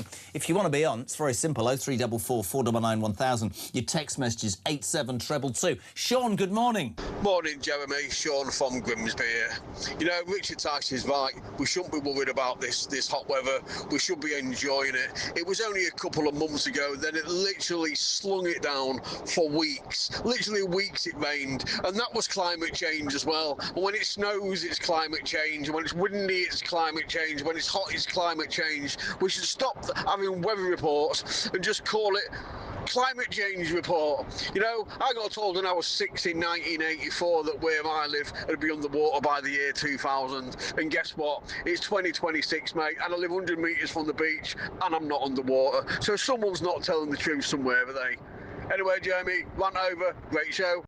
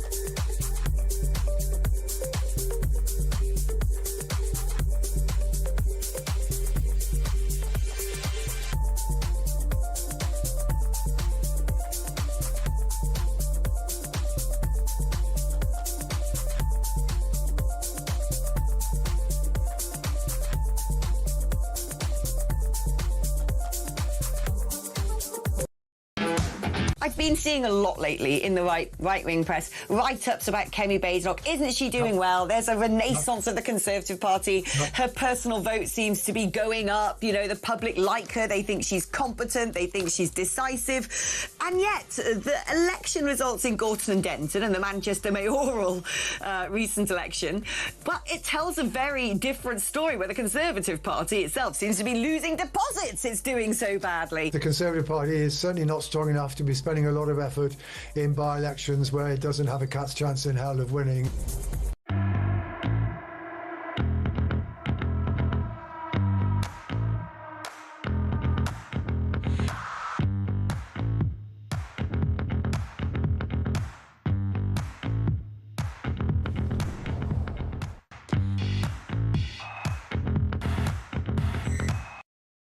Across the UK, on DAB+, on YouTube, on your mobile, and on your side. This is Talk. Welcome back. It's gone 7:30. This is JK and Talk Breakfast, the home, of course, of Common Sense, and the home of you, the alarm clock Brits. After 9 o'clock this morning, Robert Jenrick, Shadow Chancellor, well, the Chancellor of the Reform Party are elected. He announced a raft of how they would save £50 billion off the benefits bill yesterday. He'll take your questions, your calls and whatever from 9 o'clock. Morning to Bill in Romsey. The people on benefits who are playing the system should be told any false claims will be paid back. Reform should announce this before the policy becomes law when in power. You watch the numbers drop. Morning, JK and Dominic. Don't know who Dominic is. You must mean Benedict. He left an hour ago. If the long-term unemployed will be forced to do 20 hours a week for free as a kind of community service, does that mean they are too criminalised being unemployed? That what? I don't understand. I'm just being honest. Chris, morning, Jez. Suggestion, if you're not working, claiming any benefits, you're not having voting rights in any national election. They're not contributing, they're only taking. Why should they be allowed to vote? Oh, this is going to be so good for my next guest. 0344 499 1000. Hev, good morning. Good morning, Jezza. It's Hev from Kent. Yeah, as far as water leaks and stuff are concerned, I mean, I live right on the coast, so there's very uphill and down dale. You know, the land is all over the place. So, the ground is on the move all the time. And there's always leaks. I always have a look to see where the leaks are coming from and I report them. I mean, sometimes they're onto it straight away. Sometimes they could be there for ages and it gets worse and worse and worse. And you can see the green building up. So you know it's been there a long time.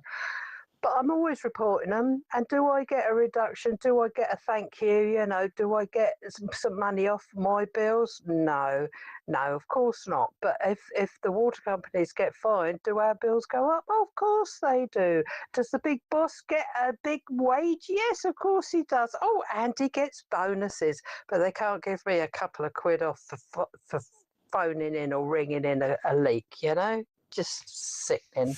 Couldn't agree more with you, Hev. I mean, no, but she's right, mate. You've got bills going through the roof. You've got, you know, executives and shareholders getting massive bonuses, and you've got an infrastructure that's so crap that it spills billions of gallons every single day. And the downside of that, of course, is that people's bills go through the door. 25 to 8. This show is about balance, ladies and gentlemen. We had a right old Barney last time. Hopefully we'll have another one. Morning, Christine Jardine, Liberal Democrat MP. How are you? I'm very well, thank you. They say we were a bit of a duo last time, mate. Oh, dear. What do you mean, oh, dear? Come on, it's good for you. Christine, let's start with something that there was a sort of outrage about this. I mean, you've heard overnight that Wessex Water has announced a hosepipe ban for the first time since 1976, which is slightly ironic because it rained over quite a lot of England last night. And actually, that call rather sums up my feelings about water companies. Where are you on net zero? I was given some figures last night. It's going to cost Britain more than £125 billion this decade. That's the official government website.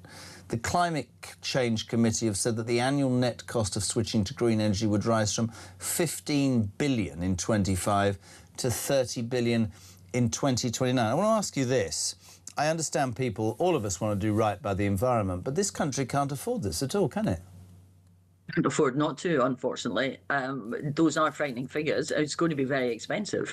But what we've seen, and we're still seeing, with the hosepipe ban, the wildfires we've seen, what we're seeing across the world at the moment makes it clear that we have to do something. We can't just... people will argue that it's already too late, but we can't just wait until we're looking at it saying, oh, if only we had done that, and, you know, the first half of the century. We really can't afford to not do it. And what do you mean by that, can't afford not to? You think the world will end? I mean, I'm being serious. You're looking at wildfires and hurricanes and floods and heat waves, and you're saying... What? Look at the cost. Look at the cost. We don't know what the bill is going to come to this summer for what we've been through in terms, you know, we're into a fifth heat wave. We may, you know, there may be more to come. You mentioned the rain last night. Well, it rained very heavily in Edinburgh last night, and I have to say, part of me's never been so pleased to see the rain. But on the other hand, I know that what comes now is that the ground is so hard that we may get flooding. And we could have a difficult autumn. Energy prices are high. We cannot afford not to do it. I think that's the thing that we have to bear in mind. There is a cost to what is happening at the moment. There will be a cost to ordinary people in terms of their health, in terms of the living conditions. We've seen houses burned down in this country by wildfires in this past week.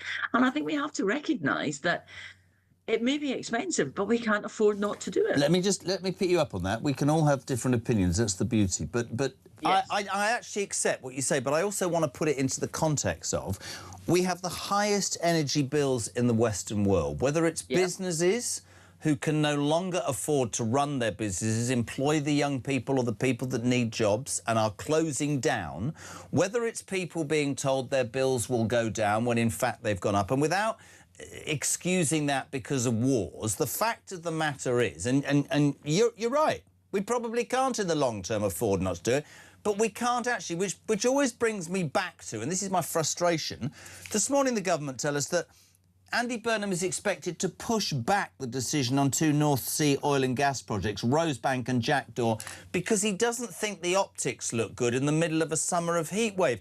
There, Christine Jardine, is a natural resource. Now, whether you agree with that or not, surely somebody in government's going to go, we're allowing the Norwegians to drill there and sell it to us at twice the cost. That's barking mad, isn't it? Yes. I mean, we agree on something. Yeah.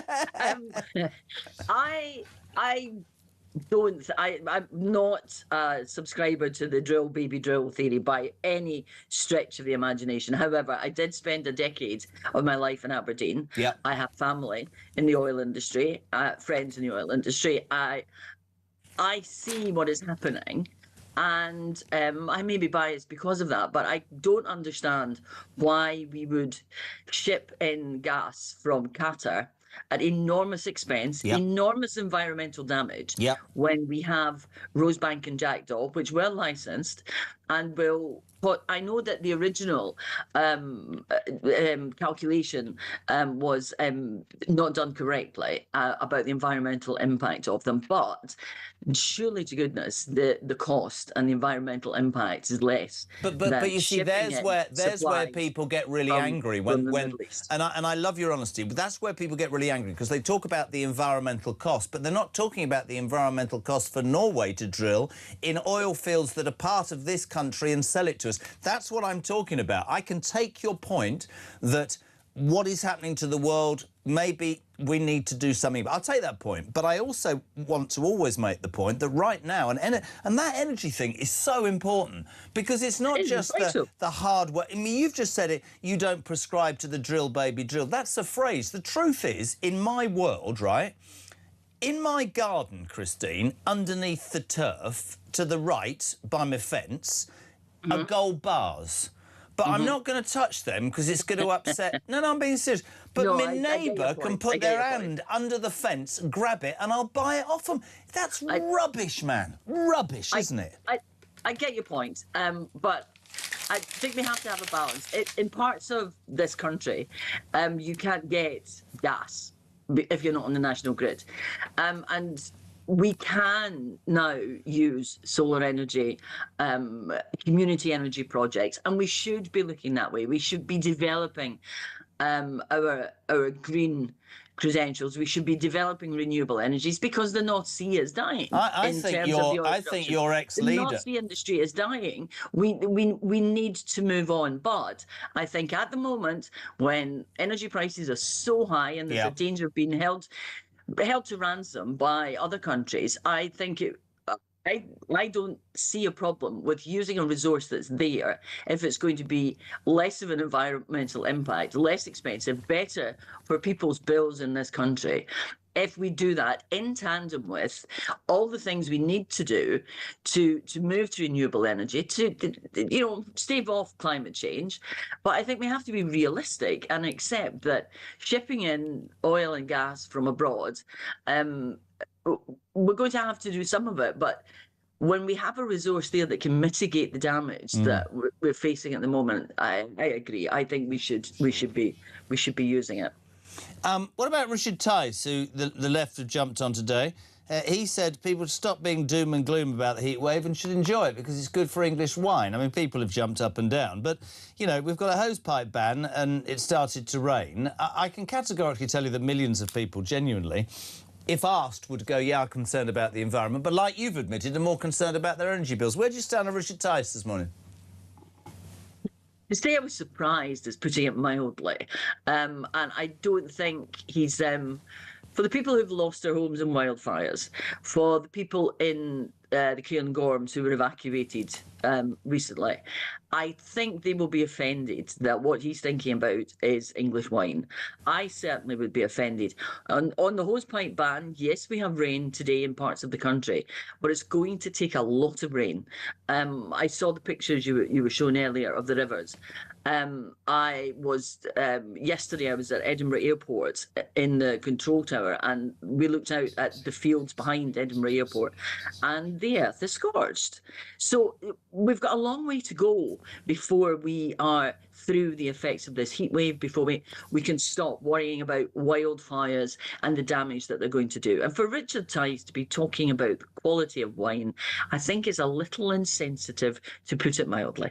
I mean, you're right. We'll agree to disagree on that. Burnham, where do the Liberal Democrats stand on our new Prime Minister? He was hoaxed, jokingly, by an imposter posing as Donald Trump's Chief of Staff. But on a serious note, what do you make of Andy Burnham in the first 4 weeks? It's been difficult because we're not in Parliament, so we're not seeing directly what he's like. We've not had any actual legislation yet come before Parliament. Just a series of announcements. I think the big test will come with the budget in the autumn, when Healy gets his feet and we get the actual meat, if you like, of how Andy Burnham is going to try to get the economy going again.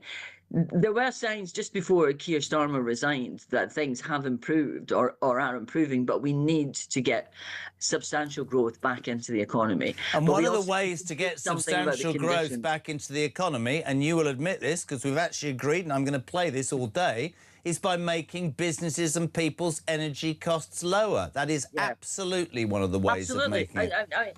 We do need to bring down energy costs. And one of the things where, if you like, we differ from Reform is that with the wildfires and the hosepipe bans and everything that people are suffering at the moment, because it is having an effect on people's lives. Ed Davey, Richard Tice is thinking about the quality of wine in coming years. Ed Davey has asked for COBRA to look at the situation that we're facing.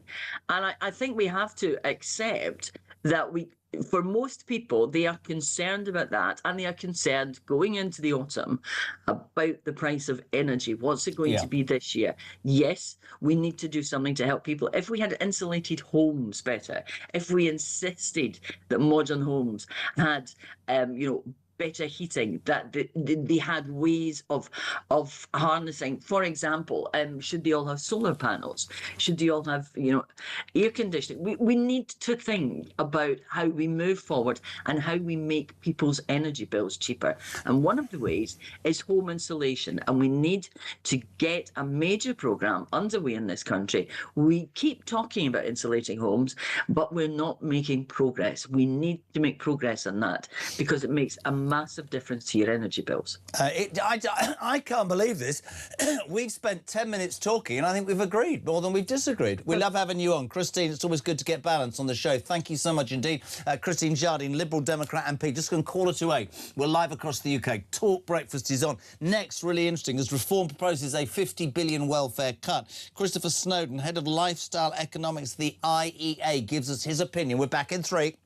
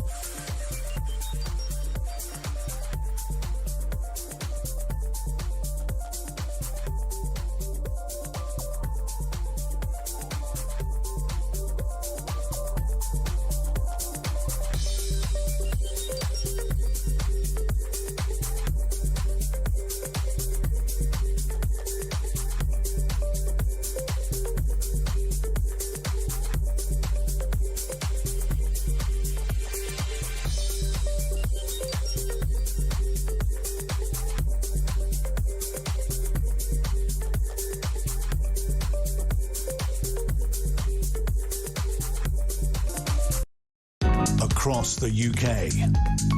On DAB+, on YouTube, on your mobile, and on your side. This is Talk. Welcome back to 1 minutes to 8. We're live across the United Kingdom. This is JK on breakfast. 0344 499 1000. Is Adrian a new one? Morning, Aid. Water companies, I'm absolutely incandescent with anger with these. Not only can they not supply me regular water and they constantly put the bills up, they've now been given permission in times of drought to charge me extra for the water they're going to graciously send to me. And in the meanwhile, they are chucking millions of pounds bonuses, as everyone talks about, to directors and executives, but they're also chucking money abroad to, I know there's some of them are pension funds of Canada. They're lazy. They need to be regulated by Ofwat until the business finally collapses, bought for a penny in the pound and then run properly. Had enough. Good luck all. Brilliant. Well, there you go. There's a happy man. Voice notes 0344 499. It is true, though, isn't it? Our bills go up. The executives get billions of pounds worth of bonuses, and their infrastructure is so crap that water is allowed to dissipate and disappear on a daily basis. Yesterday, Robert Jenrick put the argument that reform would save £50 billion by doing certain things to the welfare benefits bill, which is out of control. Foreign criminals, no money. Thank God for that. Callaghan, the one that murdered those kids in Nottingham, gets £1,000 a month. Shouldn't get a penny. More than that, long-term unemployed. Give something back. I've been saying this for ages. Do something to help the community. This is what Robert Jenrick said yesterday. They will become part of Alarm Clock Britain 2. Across the OECD, schemes like this markedly improve claimants' chances of finding work. Job seekers, like everybody else, will start work on time, and they'll do something for a living. They'll be given an incentive to find a job and still have the time to find the permanent, long-term one that they want. The taxpayer, meanwhile, will get something back in return. At the moment, that's just simply written off. The taxpayer, the community, will get cleaner high streets, properly maintained parks, a helping hand down at the library. We'll get our town centres looking smart again. We'll help councils improve their services again. This has caused great reaction this morning. 0344 499 1000. Let's say a very good morning to the head of Lifestyle Economics, the IEA, Christopher Snowden. Christopher, good morning. Morning. The critics will go, oh, this isn't going to work. But it's always struck me as incredibly unfair. And we always need to qualify this, Chris. Whenever you talk about cutting this ridiculous welfare bill, everybody goes, well, what about me? I'm a genuine claimant. And I think that they'll need politicians to keep making the point that I make every day, which is there are feckless people abusing the system who can be rooted out so that genuine people don't miss out. A reform right to be approaching it in this way? Yeah, I think they are probably on the right tracks here. I mean, with the workfare policy you mentioned specifically, there certainly is evidence that these policies work. When you get people who've been off work for 6 months, 12 months, and then say, look, you're going to have to do some part-time work here, whether it's cleaning the streets or painting buildings, what have you. A good number of these people, firstly, get back in the habit of getting up and doing some work. But secondly, also think, well, since I have to get up at 7 o'clock, I might as well look for a real job that pays better.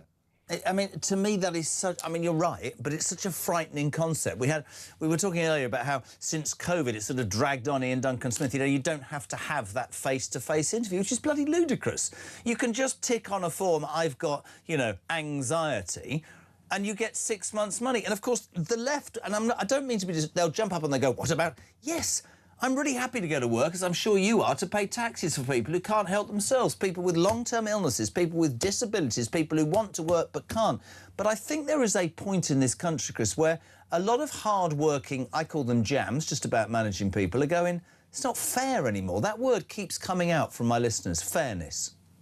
Yeah, I think there is definitely an issue of fairness, and we're creating a bit of division in society by allowing this to go on. I mean, the main aspect of this, and what's been the real problem since around 2019, when we had a previous botched attempt to reform the welfare system, is just the insane number of people who are being signed off work, never have to look for work, with what I would describe as mild mental health conditions, anxiety and depression being the main one. The numbers have gone up nearly tenfold. And it's so easy now to say that you've got these things. Now, I'm not saying that no one's got them, obviously, but even those who have got them, I think actually could go back into work and would probably feel a lot better off. So the thing I like about what Reform is saying, and to be fair, the Tories are saying much the same thing, is simply we are not going to be paying disability benefits to people who have got mild mental health disorders, because it's impossible to prove they've got them or that they haven't got them. Doctors are waving them through in huge numbers, and fundamentally they could do some work. You know, we will pay benefits to people who have severe mental health conditions, you know, psychosis, schizophrenia and so on, and of course we'll pay for people who've got physical health conditions. But the whole point of disability benefit originally was that you're so physically disabled that you cannot work, and of course we should be treating those people well. And I'm sure there will be edge cases, as always happens when you try and reform this system. You'll get the people who might be missing out, the people who are on the borderline between these definitions. It's very, very difficult to do. You'll be up against a lot of lawyers and NGOs and judges, but it has to be done because the situation is bad at the moment, and it's only going to get worse as word gets around of how easy it is to fiddle the system. I think word is already around, and I think that I think that the concept of the benefit system was the greatest invention in the modern world, and I'm more than happy, as I've said already, to pay for that in my own way. But I just think we need to finally acknowledge the silent majority in this. It's a bit like, I said it earlier to Richard, it's a bit like immigration, Chris, right? You couldn't mention the word immigration 10 years ago. You'd be called every name under the sun. I think people look at what benefits there are, and they want to help people, but they also want the people taking the mickey to be brought to task. And I think politicians have to acknowledge that. And I think the people on long-term benefits, and you're right, you know, getting out of bed with a motivation to set your alarm clock, to get something on your CV, to feel that you're giving something back, will absolutely inspire you. And for people with mild, and I had a breakdown, to have mild depression and whatever, right? Surely being amongst people, sort of, they go, oh, but it could be in competitive environment. But being amongst people away from your house, not sat on your Jack Jones watching the television or being on social media, surely that's more helpful to your mental health than detrimental, isn't it? Yeah, it is. And in some respect, we are kind of putting these people on the scrap heap potentially forever by saying at the age of 18, 19, oh, sorry, you've got anxiety, you can't go to work, you just stay at home and do nothing. It's not good for them. It's not good for us. And actually clamping down on benefit cheats or people who are exploiting the system is very popular, always has been, with Labour voters, with Tory voters. The two-child benefit cap was really popular with everybody apart from Labour backbenchers. So there's a demand here to do something about it, and it's a financial imperative that we do, because I think the £50 billion that Reform is saying they could find it, I think that's in the right ballpark. These kind of estimates are always going to be a bit sketchy, but it's in the right ballpark, particularly when you consider that once you get a lot of these people back into work, they are then paying income tax. They're not taking from the system, they are putting back into the system. And one of the reasons we've got such low economic growth is we've got so few people of working age who are actually doing any work. Nobody really believes in their heart of hearts that 1 in 4 working age people in this country are disabled, do they? So let's do something about it. And also, I've only got a minute, but I've said for a long reason why we should curtail people, migration coming in. We were always told those people come in to be hospital porters and well, I'd stop that, and I'd say to those 2 million, 1 million, I'll be telling them the wrong number, you're not mentally ill enough not to do that. It's good for you, it's good for us, it's good for society, we're paying you, let's make it work. That I completely agree with it. Whether the naysayers will say it's not possible, it's against this and it's against that. But we are at a point, aren't we, where we have to do something ASAP. 20 seconds, finish me up, Chris.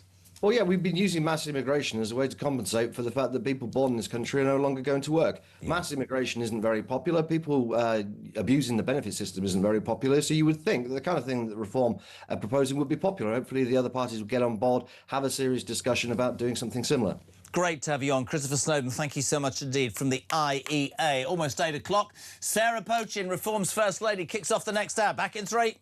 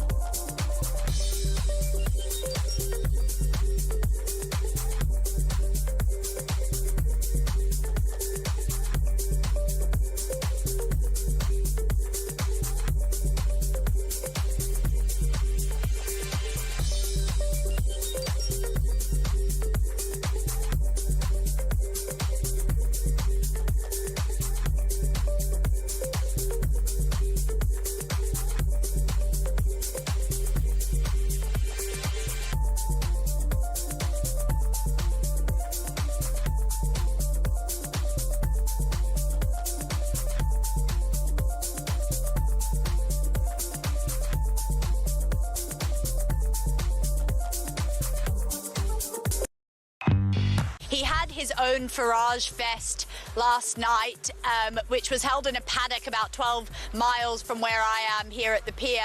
And that's where he delivered his victory speech before the count came in. And some view that as deeply controversial. If you went to do a victory speech at the count, what you'd have had is 30 chumps there, all sort of screaming and shouting and heckling and, you know, making a big distraction on stage. And I think he's gone, that is not the image I want projected via national television, going out to the whole of Great Britain. Across the UK, on DAB+, on YouTube, on your mobile, and on your side.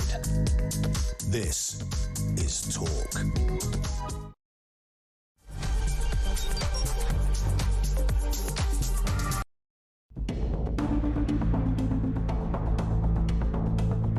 It is therefore my honour to declare that the duly elected leader of the Labour Party is Andy Burnham. Thank you, everybody. Thanks so much. I believe in all of you, and I am confident we can do it. Thank you very much. I have just come from Buckingham Palace, where I have accepted His Majesty the King's invitation to form a government. I know people at home are fed up with politics. I hear you, and I want to be honest with you. We have not been good enough, and we need to be better. We will be. This man has no mandate whatsoever. He didn't stand on the 2024 general election manifesto. You cannot make the biggest change in British politics in 40 years without a mandate from the British people, and it will be only decent, right and proper to call a general election on that issue and to do it now. Our fifth Prime Minister in 4 years. Blimey. And, well, look, we want him to succeed. But will this one be any different? Andy Burnham, the new head honcho, the speed this all happened, I know this is a well-trodden debate already, is actually breathtaking. 1 minute he was Mayor of Greater Manchester. What, a month and a bit ago he wasn't even an MP. The next he's holding keys to number 10 without the country ever really having a chance to scrutinise him in a prospective prime ministerial nothing at all. We really know very little. I think Burnham has to walk a fine line. I think that's probably what's going on, because if he were to sweep into Downing Street and say, I'm going to change everything, I'm going to fix everything, I'm going to do things completely differently to Starmer, then people would say, hold on, mate, we need a general election in that case, because no one voted for that. No one voted for you to be Prime Minister. You weren't standing in the 2024 general election. We've never seen your manifesto. Who the hell are you? That's what people would be asking.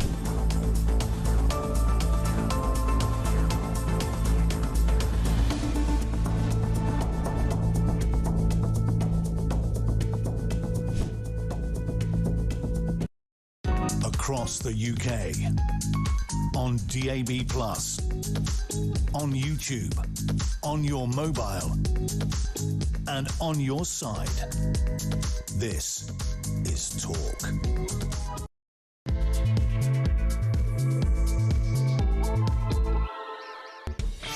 Welcome back, welcome along. Where have you been? Just gone 8 o'clock. We're live across the United Kingdom. This is Talk. Breakfast on the home of the alarm clock Britain, a phrase that Robert Jenrick, the Shadow Chancellor for Reform, used yesterday when he announced a raft of welfare reforms that Reform will bring in. He'll be here at 9 o'clock, by the way. You can talk to him directly. You can question him. 0344 499 1000. Text to 87222. Rissy Roo, I love you. She's at home. She's turned into a daddy's girl. I'll be there later. Morning, Oz. Love you too. By the way, Stuart, what are you moaning about, Stewie? Morning, Jeremy. Just listening to Christine Jardine. I can assure you, there's nothing scorched about Edinburgh. It's raining again today. It's been raining every day for the last 2 weeks.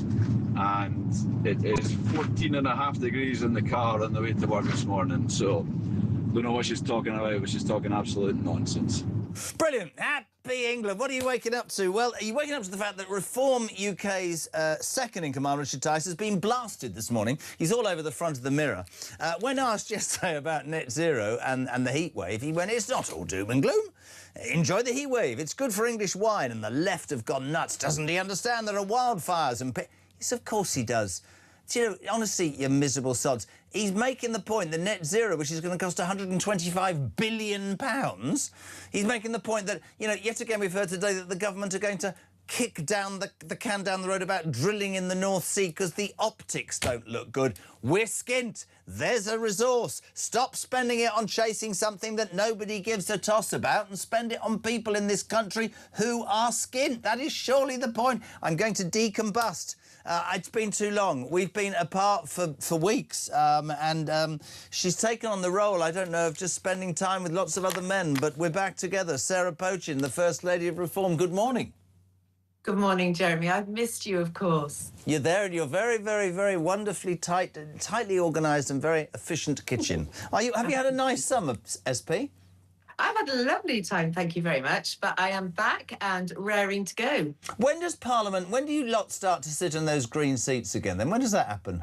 I think first week of September we're back, and then, of course, back for a short time, and then it's conference season again. Oh, yes, we know all about that. That starts next week. If you are coming to the Reform Party conference, you will see moi with a microphone in his hand. Sarah, loads to talk about. Let's talk firstly about Richard Tice. We had him on earlier. Brilliant. He brought on a bottle of wine for me. I mean, the left have gone nuts. He said the heat wave is not all about doom and gloom. They're saying that, you know, it's disrespectful, said Christine Jardine, to be talking about English wine when people are losing their homes. But she did accede to me, a Liberal Democrat MP, that the bigger issue here, is surely this: that with the highest energy bills in the Western world, with people's bills skyrocketing and with businesses unable to continue because of energy bills, it's time we bloody well concentrated on drilling in the North Sea, getting that resource out and stop spending billions of pounds chasing a dream that, frankly, the rest of the world don't give a damn about. I have always been extremely pro getting oil and gas out of the North Sea. It's our resource. We should be using it. Yeah. And, of course, we should be concentrating on our own energy bills. And the price of net zero, in my view, is absolutely not worth the end result, which is effectively a bankrupted country and businesses that cannot afford to operate and are going out of business. I'd like to make the one point, though, which I always do make when I'm debating this over, you know, with people wherever we might be. And that is, when you look at the global situation, India, Africa, Russia, China, none of them, America, our closest ally, none of them are doing what they should be doing towards cutting their carbon emissions, whereas a country like ourselves are leading the way already when it comes to our carbon emissions. So let's look at those big polluters and say, hang on a minute, isn't it about time we started putting pressure on those huge polluters? What are we, 1% of carbon emissions? I mean, I agree with you. I've always thought it's about priorities. So if you asked most people, Sarah, right, and you said, are you concerned about the environment? We'd all say yes. I hate the fact that we have sewage in our rivers. I hate the fact that many things. But I also remember 1976, and that was 50 years ago, and the world hasn't disappeared or been swallowed up by an ocean, and climate is climate. But then, of course, people will say, look at what's happening. Wildfires, heat waves, volcanoes, earthquakes, this is all about that. But it's about the means to the end. I mean, you know, 15 years ago, Cameron and David Clay could have done more about nuclear energy, for example, which they didn't. There's a responsibility there. I know we need to look towards the future, but I honestly believe right now there are greater priorities. And I said it to Richard, I'll say it to you. We've got no Army, Air Force or frankly, Navy. We've got not enough policemen and women on the streets. We seemingly have the highest taxation. We've got creaking social services. We're on our backside, and people, whether it's energy or tax or whatever, are really struggling, and people want more money in their pocket. They do. And listen, just a last word on wildfires before we move on to the doom and gloom that is the economy. You know, at the end of the day, these wildfires are being started by complete morons who are lighting barbecues on already tinder dry land. You know, this is human error. This is not some kind of, you know, universe intervention here that we're destroying our country. These are human beings dropping their cigarette butts, lighting disposable barbecues in tinder dry conditions. I also remember 1976. No, you don't, Poachin. No, you don't. No, you don't. I actually do, I'm afraid. Yeah, the point is, let's celebrate this lovely weather. And by the way, I have to say, in Richard Tice's defence, what's happened to our sense of humour in this country? Can't have a sense of humour. Don't be so bloody ridiculous, woman. That's like saying we should be able to laugh at ourselves or criticise people. What an absolutely outrageous thing. Bearing in mind, you just said about the stupidity of people with barbecues, I'm suspecting that you rather supported the governments when they sent the emergency. I've got my own one in this studio. It sounds like this. Honestly, most people nearly... I mean, even today, Nick Owen, the ex-Crime Watch presenter, is chairman of the National Fire... Nick Ross. Is it Nick? Yeah, National Fire Chiefs Council. He said he nearly crashed his car. What did you make of that? Did you... I mean, we had people on yet. What were you doing, by the way? Because we had people on yesterday saying they were up to no good in the middle of it. I'm not going to let you know at all, and obviously what I was doing at the time. But I have to say, it did rather surprise me and put me off what I was doing. But the point is, I got it peeling 4 potatoes times. again, Poachin, yeah. Peeling potatoes again, mate, yeah. I got it 4 times. My husband didn't get it once. And actually, do you know what? I didn't even read it. And that is the point, isn't it? I probably, as a politician, I should have read it. It was way too long. I had a quick glance and thought, oh, what's this? And I just thought, oh, all I thought was it's Big Brother and Andy Burnham and what a load of nonsense. And as someone pointed out, you know, in some areas of the world, these sort of alerts are used for missile attacks, you know, and here we are sending an alert. Absolutely ridiculous. Again, woke nonsense nanny state. For goodness sake, you know, there were babies being woken up and all sorts of things, people being really, you know, really disturbed and very cross about this alarm going off. Make it for something worthwhile. I mean, I think that's absolutely right.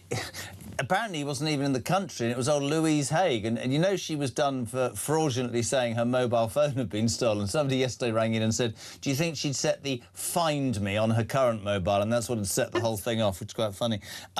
One thing I wanted to ask, we've talked benefits, we've talked net zero, we've talked that.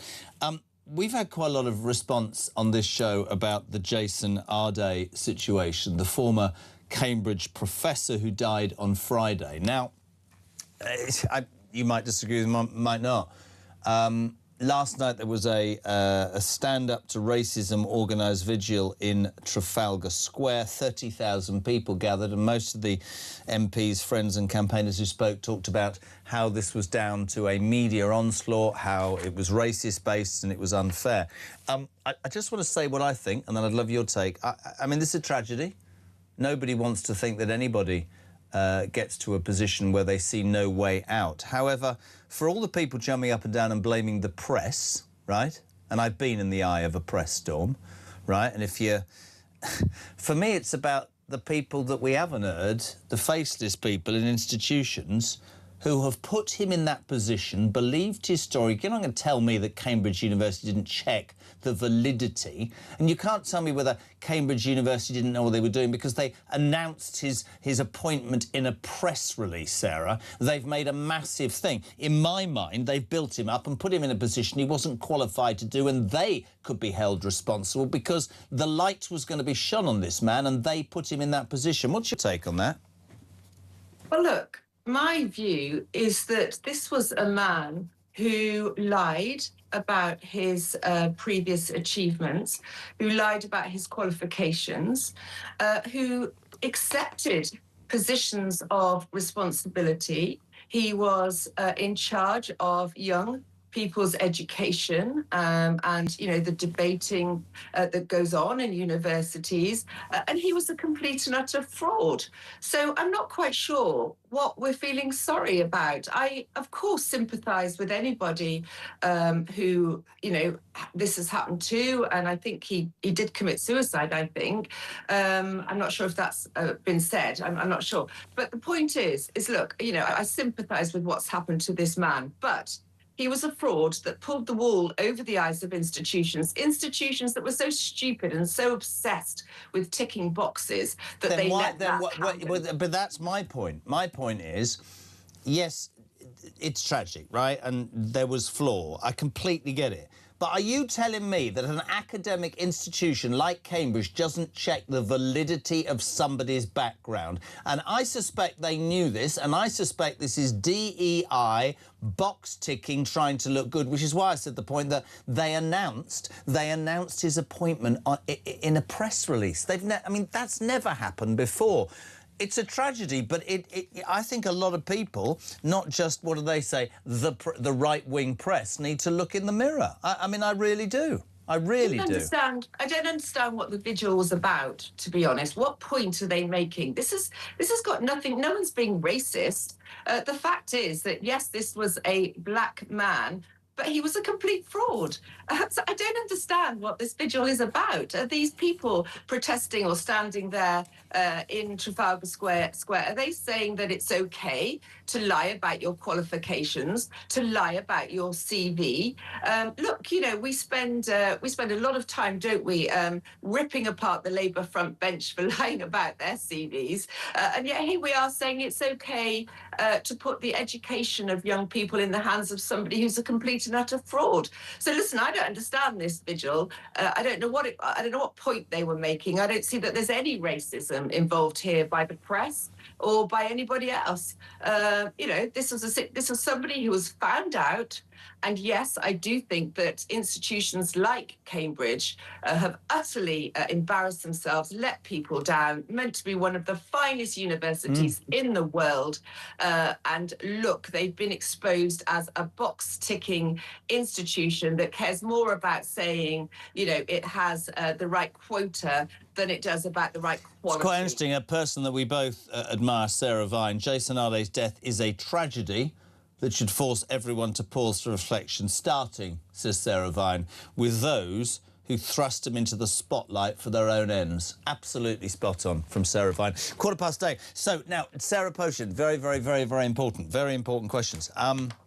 Angela Rayner has softened planning rules for travellers' sites, giving councils fewer ways to block them. The Tories claim the reforms meant more communities would be forced to tolerate law-breaking from a small minority of travellers. There's been a 73% rise in the number of unauthorised traveller caravans across England since 2020. Rayner back at the Housing Department, kicking up a fuss, wanting to build these houses. So she's softened planning rules for traveller sites. Thoughts? Absolute disgrace. I spent 8 years as a borough councillor in Cheshire and having to deal with this type of situation. Why is it acceptable for somebody to come along, plonk their caravan in somebody else's field and set up a camp? The local councils will do nothing about moving them on.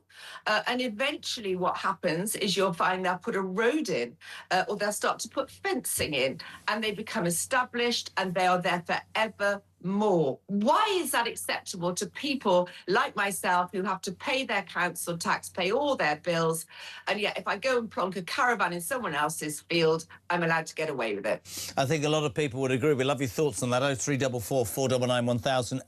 Andy Burnham, final story, and then I'm going to embarrass you because you said something that was brilliant and you don't know what you said, do you? No. Shall I save it to the end so you can just disappear, or shall I give it... Shall I now or at the end, Christian? At the end. At the end, OK. Andy Burnham has been left red-faced after he was fooled by an imposter posing as Donald Trump's chief of staff. An international hunt is underway for the hoaxer who targeted the PM as he took office last month. It was a female. She pretended to be Susie Wiles, his chief of staff. Have you ever been pranked, Sarah Pochin, in your current role or in life? Look at the face, look, you just know. No, No, I haven't. And all I can say about Andy Burnham is he started in such a disastrous kind of a way. He's flip-flopping all over the place about the early release of prisoners. And here we are, we hear our Prime Minister, who hasn't even answered a single question yet in Parliament, has already been pranked by the Americans. Oh, God, bring it on. All I can see is that he's not gonna last long, is he? The Burnham bubble has burst already. It'll be really interesting. I'll tell you one thing for all of MPs listening, whoever wants to take up the baton. I get more texts about this than anything else, which is they believe, a lot of people, and so do I actually, what a complete disgrace it is that the government under Lammy refused to release the numbers of crimes committed by migrants. That is something that Reform voters, Tory, in fact, all sorts of voters want brought back to the table when the Commons reconvene. That's disgraceful. We need to know about the crimes these people who are coming to this country illegally are committing. And I have no idea in my life why David Lammy allowed that to happen. And I'm being really honest, I don't know why political parties aren't shouting that from the rooftops, because that is central to how so many people in this country feel. It is, but it's because people like Lammy and Andy Burnham himself are committed to open borders. They do not care who is coming into this country. In their world, everybody is welcome, whether you are already someone with a criminal record, whether you have terrorist connections, whether you're going to come in here and sexually assault women. They really don't care. It's an absolute betrayal to the safety of women and girls in this country. And as I say, they have no intention of stopping the boats. But let's not forget, nor did the Tories after 14 years. Sarah Pochin, I've missed you. I hope that you are allowing me to give you this line. Look at the face on her, she's terrified. When we were talking about the emergency alert, you said, I got it 4 times, but my husband didn't get it once.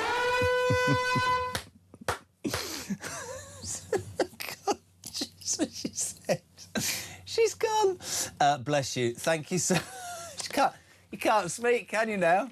Bye, Sarah Pochin. Thank you very much indeed. Lovely. 20 past 8. Bless for coming on. And listen, talking about everything that needs to be talked about. Jeremy, I'm 67. I still work 40 hours a week. I work alongside 21-year-old lazy who openly tell me if they work more than 12 hours, they'll lose their universal credit. Why work when they can pay for gaming at home? Lynn says, which one of us is the bleeding idiot? Morning, Jez. Lindsay, if we don't see criminals doing community service on our streets anymore, why should people on benefits have to? I agree with the Reform's policies. However, I don't think it's right. They seem to be attacking the wrong people. Adrian Baird, Christine Jardine, she talks about being insensitive to talk about wine. What about her insensitivity about the rise of people's energy bills under crazy net zero?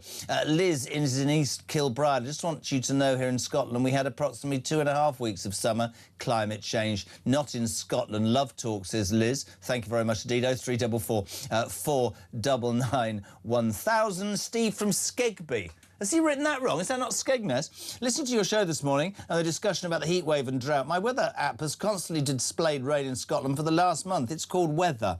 Yeah, absolutely, whether or not. Morning, Jez. Youngsters long-term unemployed at the 12-month point, find a job, lose your benefits, join the forces. Paddy in Andover. Don't be so harsh, they'll be absolutely traumatised. Ian, good morning. Hi, Jeremy. It's Ian from East Grinstead. I think and it's a sad thing to say, but I think what we need to do now for the benefit stuff is we need to start incentivising people to dob people in. So I know it sounds awful, but say we say to someone, OK, if you dob someone in who's playing the system, we'll pay you £5,000 cash, tax-free, the government this is. I mean, we'll save that much money from stopping the benefit payments. And then obviously once we get these people shopped in, we strip their bank accounts of everything that they've taken from the country, including maybe their house. We make them sell a house, downsize, whatever, sell their car. We put the money back into the treasury. I mean, that sounds a bizarre way of doing it, but maybe that's the way to deal with this.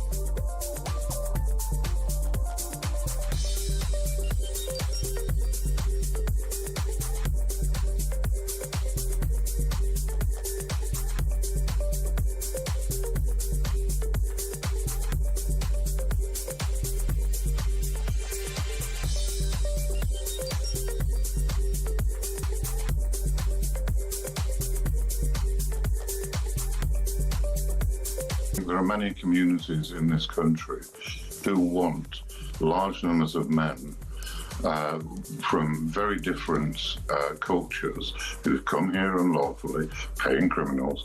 They don't want them amongst them, not because they're racists or they don't like people because of the colour of the skin or the religion, but it is just an unfair and very difficult burden to put on those communities.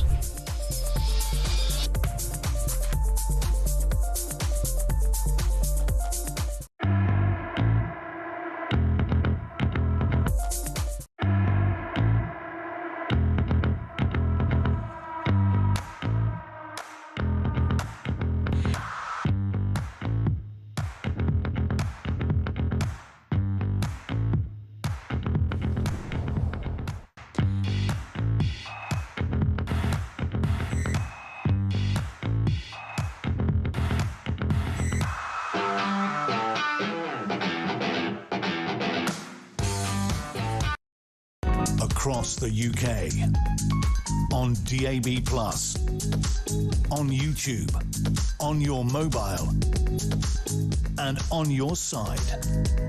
This is Talk. Welcome back at 25. We're live across the UK. Julia at 10. And the amazing, I think he sounds brilliant, Dr. David Bull is back on Talk, and he's here from 1 o'clock this afternoon. Give him a listen. The smartest man in broadcasting. Makes me like a tramp. It's a bit like me sitting with Benedict Spence, who looks like he's fallen out the back of a I don't know what. That didn't sound right. 0344 skip. 0344 499 1000. Loads of you texting. Hello to John in Forfar. Far away. He says, Talk, governments do sometimes make long-term decisions and get them disastrously wrong. Think HS2. Sometimes, I'd say most of the time.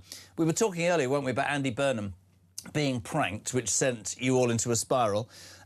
Pete says, I also pranked another presenter at 3 Counties Radio where everyone thought he had a wig. He got a bit upset when old ladies used to stop him in Luton Town Centre and tried to tug at his hair to see if it was real. He ended up with a nickname Squirrel Head.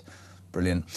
Liz, I think Rayner's practical joke allowing traveller communities up anyway should be talked about. We just did that, quite right. Jez, 66 million years ago, an asteroid struck the Earth. Did it? This caused massive climate change. There were huge volcanoes. It was far hotter than it is today. Sadly, we didn't have Labour to nanny us, says Don in Chelmsford. You see a lot of that. A lot of people are getting really wound up about this. I thought Burnham said he would drill. Now he's saying he hasn't made a decision yet. I wonder who changed his mind. Mr. Miliband, maybe, says Paul Hamilton. Maybe Paul, I don't know. Steve, morning, son. How come where I live in Nottinghamshire, every school summer holidays we get wildfires? We have had 4 already very near to my house, so we'll bet my bottom dollar it's feral kids. Morning, Jez. Nice to see you back. I watched a documentary about ancient Egypt. They had climate change as well, and they have survived. It'll be all right. Stop panicking. Andy's in Coventry. Nice. Morning, Anne. I never understood why benefit claimants don't pay income tax. Every other form of income is taxed. Why can someone get thousands of pounds for nothing and pay no tax? If you earn it for working, you do pay tax. That's a bit unfair, isn't it? Don't be ridiculous, man. Stop moaning. Let's go back to work and pay more tax for the feckless. Steve's in Hillingdon. Do you know where Hillingdon is, Christian? Did you? Oh, dear. Jeremy, he said he used to live there. If these clowns had a magic lamp and wished we were net zero tomorrow, I read it would take less than 4 months for the increase in emissions from the rest of the world to make the saving null and void. Richard Tice is absolutely spot on. Finally, a prank. Dan from Kent. Morning, JK. Talking pranks, the biggest prank, which has backfired spectacularly, has to be the 33.7% that voted for Labour at the last general election. Maybe true. 0344 499 1000. I've been away for 2 weeks, and in that time he's probably done 47,000 stand-up nights because he has embarked on a world tour. Well, a UK tour. He's doing. Let's give it up for the legend that is Peter Blexley. Good morning, Pete. Oh, there's no light on your face. What's happened, love? Good morning. I'm actually broadcasting from my mother's, so the lighting arrangement is a little different, but I'll make it better for next time. What are you trying to say? That your poor mother doesn't have enough light, man? You're supposed to be her son. Get her more bulbs. What's going on? Yeah, no, she's got plenty of light, but I don't have the light which works for me when I'm broadcasting. I left that at home. Oh, bless you, mate. How's it going? How's the tour? Where have you been? Where are you off to? I've had a 3-week break from touring, but I'm back on stage on Saturday at Darlington, and then we've got the big push. The last 3 months of the tour, 60 shows in 3 months, going everywhere in the UK, and I can't wait to meet the audiences. Just a quick question. Are you going to do this again, or are you just going to go to a retirement home? I've never known anybody do so many nights as you. I think I probably won't do it again, but who knows? And I definitely will not be going to a retirement home. Thank you very much. I've just been told in my ear that you've done more nights. I've just been told in my ear that you've done more nights stand-up than I've done days on this breakfast show. That's very unfair. Pete, there's loads to talk to you about. I want to talk about something that, even when I was away, I was reading about and getting mad about. PC Andrew Harper's killers, we've talked about it before. I read that there wasn't anything that the government could do. It leaves me cold. Today we're told that a rule change, the government could bring in a rule change that could block the release of these two horrible individuals who murdered this kid. And you made a point when I had you on a couple of weeks ago that PC Andrew Harper had finished his shift, was off on his honeymoon. The call came in and he got back in his uniform, texted his wife and said, I'll go and deal with this and come home. And he never came home. These kids got 13 years for murdering him, along being an accomplice, if you like, could be out after 6. Explain to me, right, how a government with a massive majority can't literally wake up and go, they are not being released from prison, end of. Andrew Harper will always remain a hero. May he rest in peace. Yeah. So what the government now are trying to do in their desperate attempt to keep these revolting creatures behind bars, because, of course, of the weight of public opinion, the petition to keep them behind bars has received over 1 million signatures. And of course, Burnham has to react to this public pressure. They're looking now to create a new category of manslaughter called unlawful act manslaughter. Let me just explain a little, if I may. So say, for example, you go to commit an unlawful act, like a burglary, like shoplifting, something like that. And you go with that intention and perhaps with equipment to carry out such a crime. If you kill somebody in the course of that act, it will be known as unlawful act manslaughter, which, of course, is very different from a couple of blokes who go to the pub on a Friday night, have a drink. Unfortunately, somebody punches someone and they die as a result of that. So a distinction between those kind of manslaughter offences, that's what they're looking into. I mean, I've never understood, we've talked about it incessantly, I've never understood how the authorities, the government, whatever you say, expect the British public to continue to stomach this, well, BS for much longer, the way that seemingly criminals are treated better, there's excuses made for how they're treated, and the victim seems to be left. There's another story today that just about sums it all up. The eye-watering cost of paying hundreds of suspended police officers to stay at home hits a record 60 million. Now, without giving away too much, I know somebody whose husband basically has been suspended for 18 months. I'm not going to go into detail. A hurty word, I think. Stand there, you whatever. Has been at home on full pay for 18 months. How does anybody, and you were an old-style cop, why would anybody want to go into it anymore? I mean, you can't even let wind go without being probably pulled up in front of whoever, can you? Policing, of course, is in crisis. But I would still say, if you want a career of dedicated public service, then sign up, do it. You could have a wonderful career if you're committed to everything that you do. But, of course, as part of the crisis that policing is in, it's how it manages its own officers. It's about its own culture. It's about deciding what is acceptable and what isn't acceptable. And of course, we all know that the pendulum of wokery has swung so far to the left that things that would have been dealt with by a word in your ear or a line in your pocketbook when I was in policing are now sacking offences. That, unfortunately, is where policing is at. But there's around 750 police officers suspended at the moment or on gardening leave. In other words, not public-facing duties. They're paid to stay at home.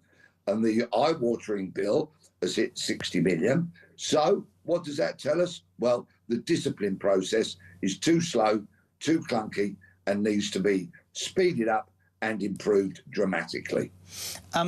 Do you believe... I mean, there was that terrible... I mean, I don't know if you read this story in the newspapers. It was about a woman who worked in a hedge fund in London who was told she could work from home, so she moved to France and got sacked. So she's suing her bosses. How can you be in effect... If 750 people are being suspended on full pay and sitting home, you're absolutely right. I've always thought the biggest problem with the police, buddy, is that they mark their own homework. I think it would be a lot quicker if it was done from outside, wouldn't you? Well, they have internal professional standards departments which do a lot of the more lower level type of disciplinary matters, and that very much is marking your own homework, police investigating police. But then, of course, you've got the Independent Office of Police Conduct, supposedly an independent body that investigates the more serious matters. But that body is, quite frankly, subject to so much rightful criticism that many would argue it's unfit for purpose. Governments repeatedly across the decades have never got it right in how the police should be investigated, which is quite staggering, bearing in mind it's now 2026. I think you raise a valid point that should all police investigations be carried out by an external body. I think that has some merit. I think it needs looking into, but the current status quo is absolutely unacceptable.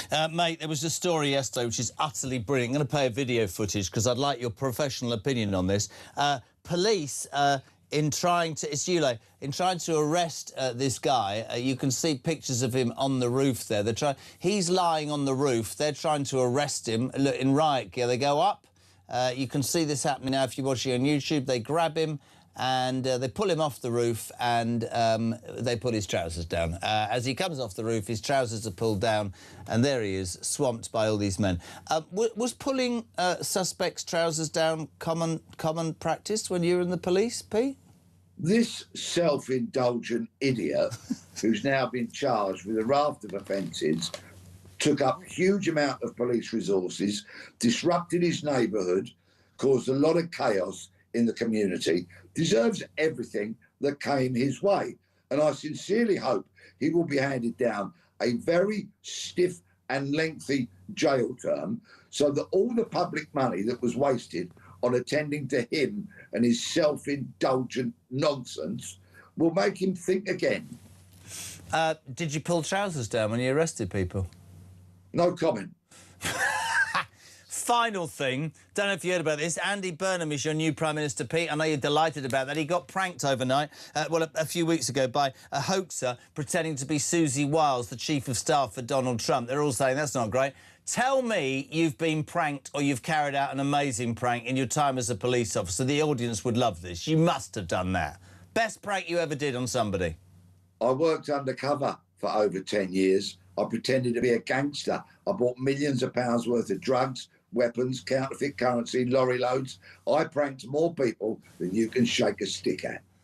I don't know how to swap that, mate. Give my love to your mum and good luck with the return of the tour. He's a top man, former Met detective Peter Bleksley. Thank you very much indeed. Always good to have you on. 24 minutes to 9 o'clock. Still to come, Lord Daniel Hannan, the man who runs the Institute for Economic Affairs, the director. He's loads to say, as is Ross Clark, columnist for The Sun. All that ahead of 9 on Talk.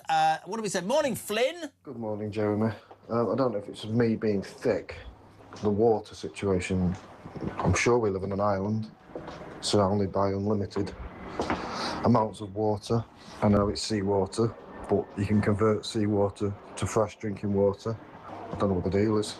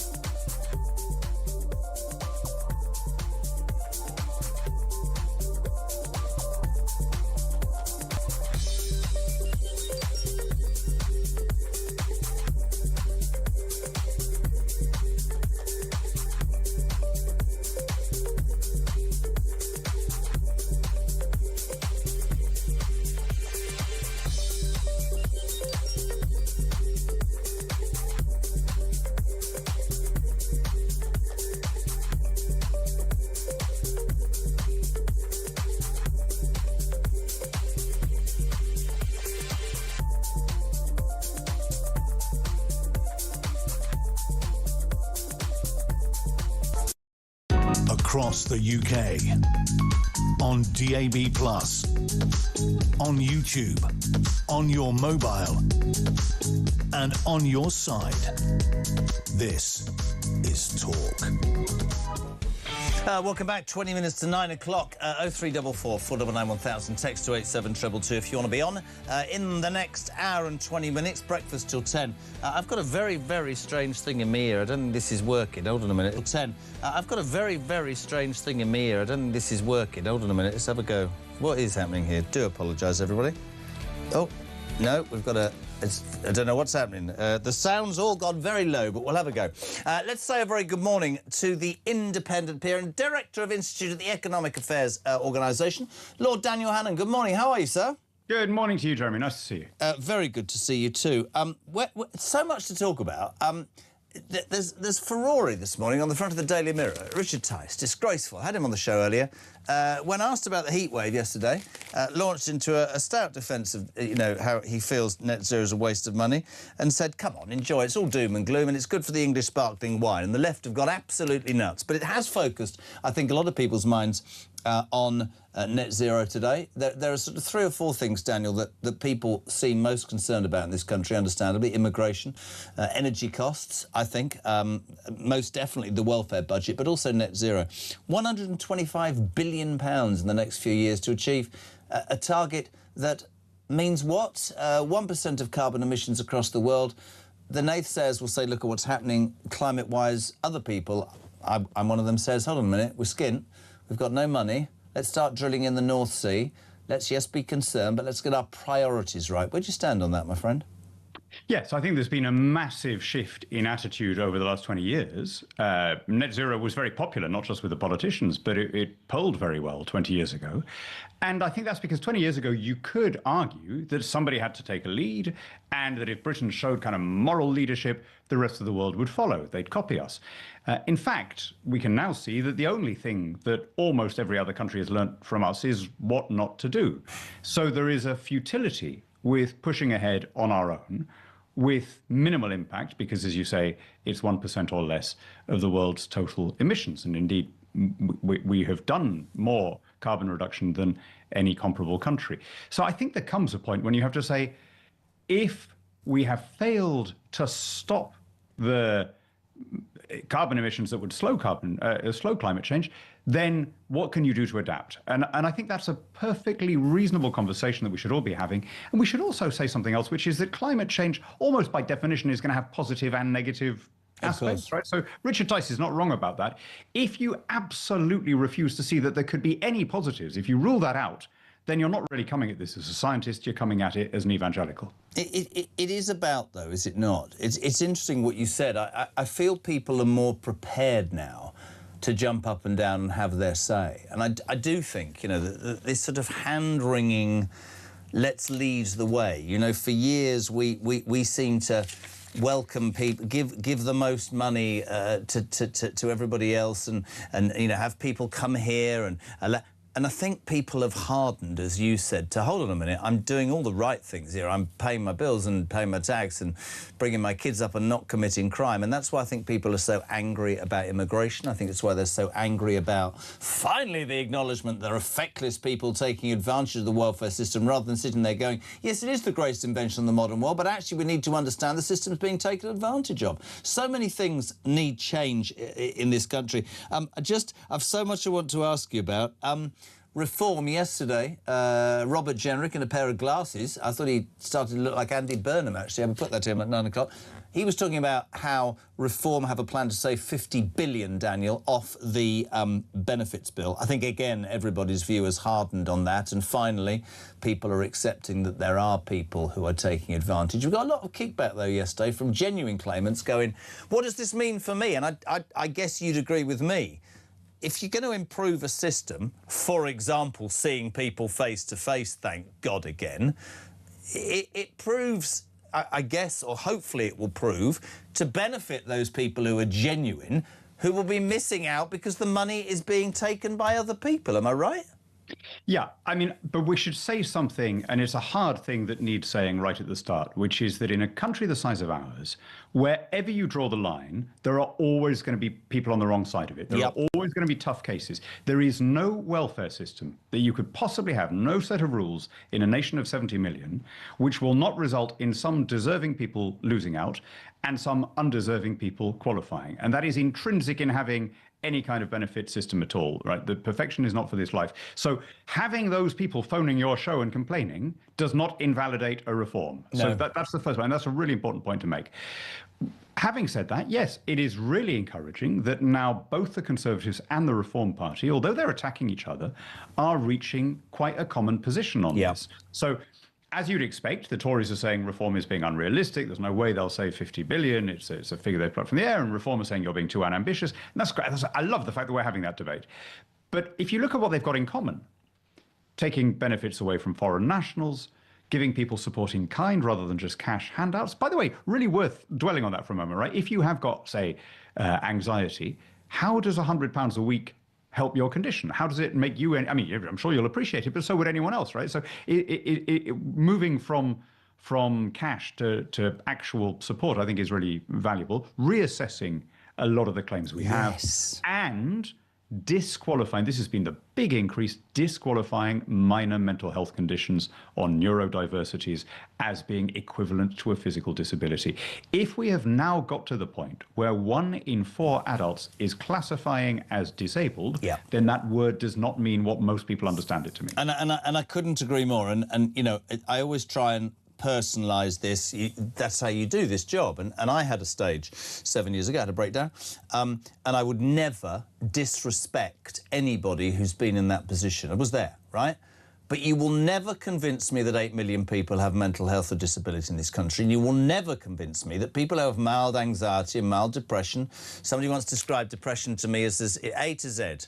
It's a grey day, and the end you have a frontal lobotomy. Like so. I'm being completely serious. There's lots of people who have a bad day, who feel down. Sitting on your own, isolated, not working, pumping yourself with whatever is not going to change the way that you feel. Getting out to an environment, to fresh air, to I think, to have a purpose is absolutely, and I am so for this because, and I was talking about this community service years ago, before Generic was probably even born. I think it's absolutely right to say to people, you know, we will do our best to support you, to help you, but we want something back. We want something back for what we're giving you. And if a bit of community service helps us, and it gets you out of bed, and it gets something on the CV, and it helps the community in its entirety, that's a good thing, a great thing. So there's no question that being depended on is a very, very good thing for most people who have mental health conditions. It's exactly as you say. It's a sense of purpose. It's a sense of being needed. I mean, that's focusing you on things other than your own condition. In all the evidence we have is that is an extremely good tool of getting people into a better place mentally.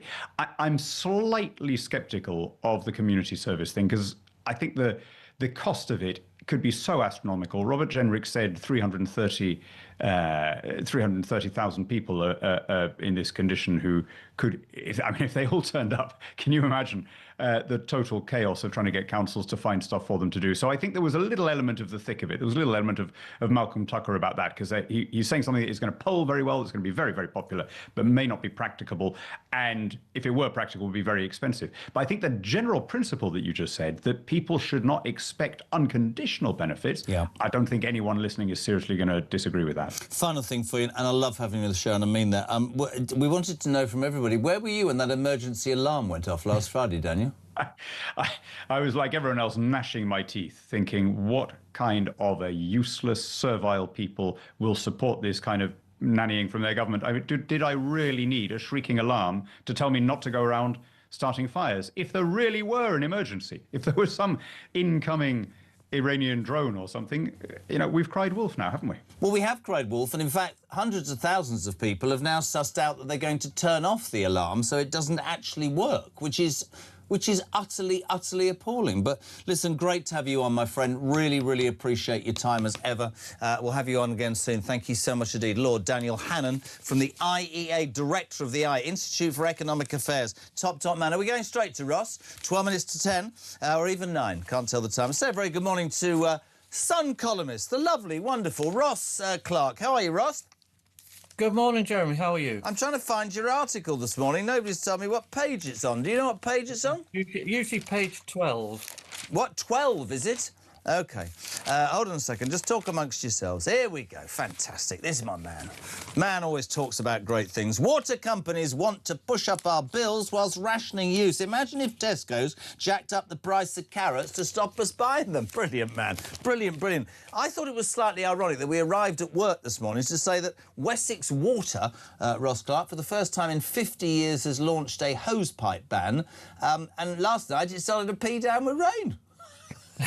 Yeah, that's overtones of 1976 when you remember Labour government appointed this drought minister, a man called Dennis Howell, and that very day the heavens opened and the streets were flooded. He became flood minister, didn't he, about a week later? Probably flood minister. He later served as snow minister, I remember, from 1979. But yes, well, what has been proposed is that the water industry is trying to push the government to allow it to charge consumers more in summer than in winter.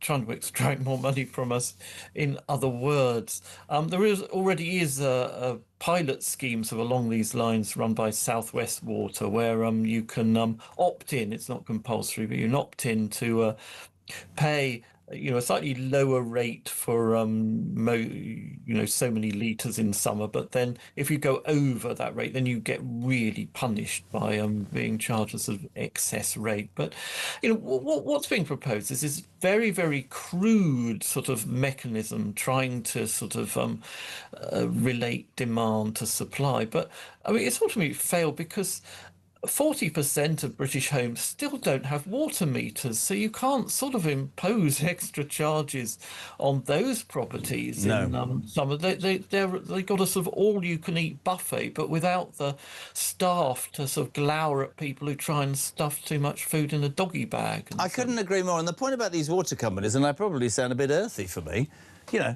don't use your hose pipe, don't use this, we're going to ration it, our bills continue to go up. I don't care whether people like this or not, they're paying their chief executives ridiculous millions and millions of pounds worth in bonuses. Their leakage is ludicrous, their infrastructure is patently not invested in. And so I have to say, some of these water, it's a disgrace on the way these water companies behave. Hosepipe ban where you live at the moment? Yes, we're in a hosepipe ban. This is a rather crude form of sort of Soviet-style rationing, which in place of a sort of proper market mechanism to charge. I'm not condoning breaking the law in any way, Ross, but my grass continues to be green because my hosepipe is re-identified as a watering can. Right, okay. Yes, well, I mean, it's not being properly enforced anyway, is it? This hosepipe ban, it's a complete farce. But as you say, the water companies are leaking as of 20% of the treated water they put through the pipes leaks out before it even gets to the customer. And they say, oh, we've reduced that by 40% since privatisation in 1989. But they should have done far better than that because they inherited this network of cast iron Victorian pipes, which were reaching the end of their life. I mean, the materials we have now, sort of polyurethane or whatever they make the pipes from, I mean, should really reduce water losses in the mains pipes to a fraction of what it was. And they haven't invested in that. They haven't invested in new reservoirs. No. We haven't had a proper big major reservoir constructed since Kiel de Water in 1981, and they've been talking about a national water grid for 30 or 40 years to pump water around the country from the wet bits to the dry bits. But that's never happened. And imagine, we're a bloody island with water all the way around us. Well, Thames Water actually did get round to investing in a desalination plant to turn seawater into drinking water. This is what they use in the Gulf states quite a lot, because where water's obviously very scarce around there. But having invested in it, they don't use it. And even in times of drought, they've not been using it. It was a completely sort of ludicrous thing to be doing. It's a great article. You're always on it. As Ofwat suggests surge pricing, water companies want to push up our bills whilst rationing use. Imagine if Tesco's jacked up the price of carrots to stop us buying them. Ross, it's always a pleasure. It's never long enough, but it's a brilliant, brilliant article today. Page 10 of The Sun. Ross Clark, thank you very much indeed for joining us. It's almost 9 o'clock. We're live across the UK. Push that button, 90 big boy. minutes in 90 seconds. What's a button? Please push the button. Let's do a bit of sport. He's a legend. Charlie Wyatt, football legend at The Sun. How are you? I'm good. How are you? Well, I'm a bit annoyed. I'm a West Ham fan. We can't even win in the bloody championship. Yeah, I think you'll be all right. I think your crowds are incredible, aren't they? 50,000 season ticket holders. We've sold. I was on the golf course the other day following my son, and the guy said, "You're a West Ham fan, so am I." And he said, "We've sold 50,000 season tickets. That's extraordinary." It is fair play. I mean, yeah, brilliant support. I'm a Norwich fan, and I went and saw us cheated on Saturday by West Brom, who scored a hand of God goal. So we've not got off to a great start either. We're not too bitter. Loads in the paper today, including apparently Pep Guardiola's extraordinary foul-mouthed run at disgraceful Man City stars during team talk, where he said, "I'm divorced," and I extraordinary. What is this story? It's another Amazon Prime four-parter charting Pep Guardiola's last 2 years at Manchester City. Lots of nuggets in there. So our back page, or what you're showing there, the front page is the moment where Pep Guardiola reveals the fact that he's getting divorced, and he's talking about a lack of passion. He tells the team, "I'm getting divorced to the most beautiful woman on your planet." And then the back page is Kyle Walker, who was captain at the time. Again, this is 2 seasons ago. They had a big rant at each other. Walker felt that he was getting continually dug out by Guardiola, then complaining that "you didn't want me as captain anyway," because Walker was decided. It was decided by the players that he was captain. And then just a month later, Walker leaves for Milan, and then last season on loan at Burnley. So there's lots of emotion in it. It's going to be a fascinating watch. Lots of other stuff from the executives at City when they started to realise that Guardiola was on his way out and would have to be replaced. So fascinating stuff. It is fascinating. I love these programmes. Mourinho's got one out as well. Have you watched any of that? Funny enough, the first 2 episodes at midnight tonight, last night, I thought I can't. I'm not tired, so until 2 o'clock this morning, I actually watched the first 2 episodes. What did you make of the Mourinho one? Yeah, really good. I mean, it's just, but with this, there's so many little nuggets, so many little throwaway lines about his, terrible relationship in the end with Roman Abramovich, and how, it was all personal, and when he knocked Chelsea out of the Champions League, it said it was just revenge on Roman. Really, really good stuff, and I'm looking forward to the rest of. Yeah, I don't know. I mean, listen. I think they're a great thing. I think they're good for football. I think for people to see that the nuts and bolts are behind the scenes a good thing, Charlie, don't you? Yeah, it's good. It's when they're not sanitised. Do you know my favourite ever one? And it's not been watched by that many people, and it was called The 4-Year Plan by QPR, and it just hasn't been watched. And it was, as it says on the tin, cameras in for 4 years on the boardroom when Fabio Briatore was there. But the owners didn't have any video approval over what went in the film. So it's extraordinary. Honestly, if you get a chance, I think you can watch it on YouTube. It is unbelievable because they didn't want a lot of that stuff that was actually aired. It's a 4-year plan about QPI. It's about 15 years old. It's unbelievable. I even got my 20-year-old son to watch it a couple of years ago. He couldn't believe it. Good man. Charlie Wyatt, thank you. Back of the Sun, front of the Sun, the Prime, Amazon Prime, in look into Manchester City. Catch the Mourinho one, and don't forget anything sport, you know where to go. The Sun's back page and our sister station, talkSPORT. It's almost 9 o'clock.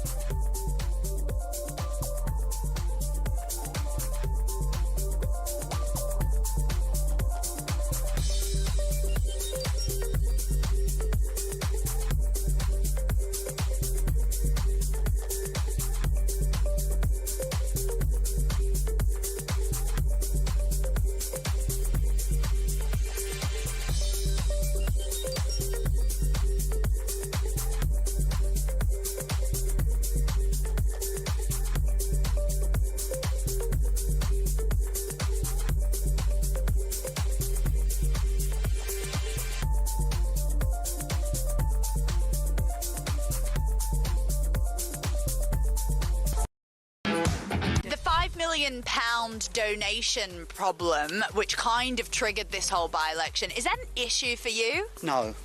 No, I accept that most politicians are in it at the end of the day for the 100,000 a year that they get, and so everybody's in it for money. And if it was for security, and let's face it, look at Anne Widdecombe. She could have done with 5 million, couldn't she, for security? She's dead. And so, no, I don't. I think he was entitled to accept it.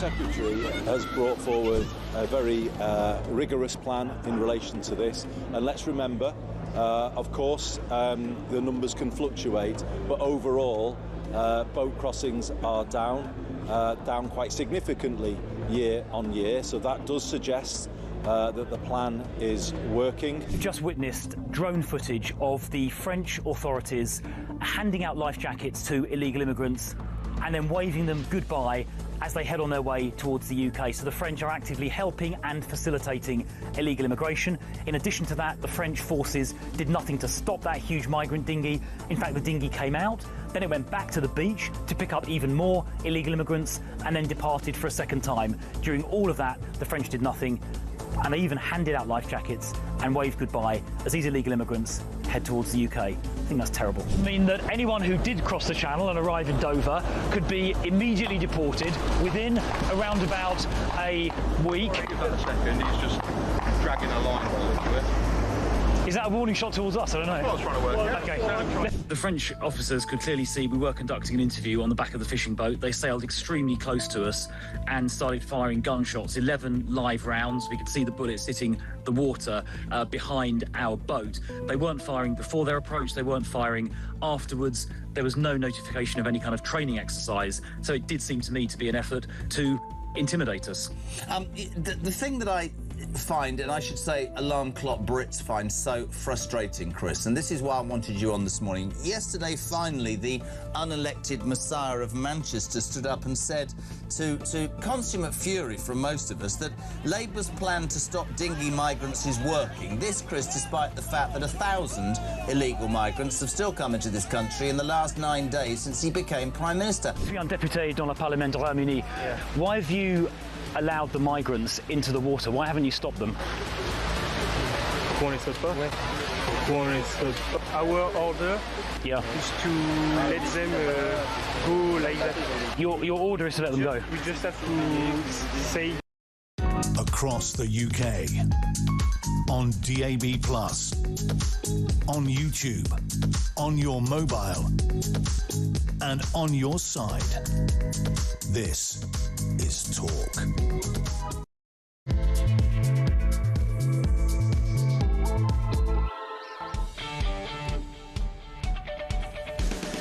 Welcome back. Where have you been? It's just gone 9 o'clock. We're live across the UK. The Talk Breakfast show is on till 10. The home of Common Sense, where your views on the day's news matter. And Ring Robert Jenrick is on the way. The man who stood up yesterday in a very prime ministerial pair of glasses. This is Roger in Dorset says, morning, Jez. I thought Jenrick looked very prime ministerial yesterday in his prime ministerial spectacles. Just saying. Robert Jenrick, who made quite a series of announcements about what a reform government would do about benefits, will be in the studio. Well, he is in the studio. He's just being sorted out because his headset's not working. Let's go straight to him. How are you? Hello, good morning. How are you? Where are the spectacles? Come on, man. What was that all about? You look like Burnham. I thought, thank you. Slightly less dark eyebrows, but you had the glasses on. I do wear them sometimes. Do you? I've got bad eyes. I'm getting old. That's the problem. Don't I'm getting say that old. to me. But no, I do wear them sometimes. Great to have you here. There's so much I want to talk to you about. Lots and lots of questions already. But one thing from earlier that somebody, it just came to me. In your discussions about getting rid of this £50 billion worth of welfare, you've talked about foreign criminals shouldn't get it. Completely agree. I'd like to throw my two penny worth in. People like Callaghan shouldn't be in jail for life for murdering 3 people and be getting £1,000 a month. I think that's absolutely insane. The one thing that's got people today, quite interestingly, and you know this, whenever you talk about cutting benefits, people are, oh, what about me? What about me? And people phone up. If you're on long-term benefits and whatever you've got and you're worried that it's going to be taken away under a reform, phone Robert, because it put your mind at rest. Community service. We just had somebody on, I can't remember, it's maybe it was Daniel Hannan. 330,000, you said yesterday. That's right. How much is it going to cost to make all of these people do community service? And by the way, I absolutely agree with the concept completely. Yeah, so just so your listeners know, there's 330,000 people in the country today who are claiming job seekers allowance and have been looking for a job for at least a year. And what we're saying is that on top of continuing to try and find the job that you want, you should be giving something back to the community. No more something for nothing. You should be helping out, maybe doing some gardening, helping in the local library, doing a clerical task at the local council offices. And this would be good for the individual, because we all know it's bad to be stuck at home. And these days, actually, applying for jobs is even more depressing and soul-destroying than it used to be, because all these are online.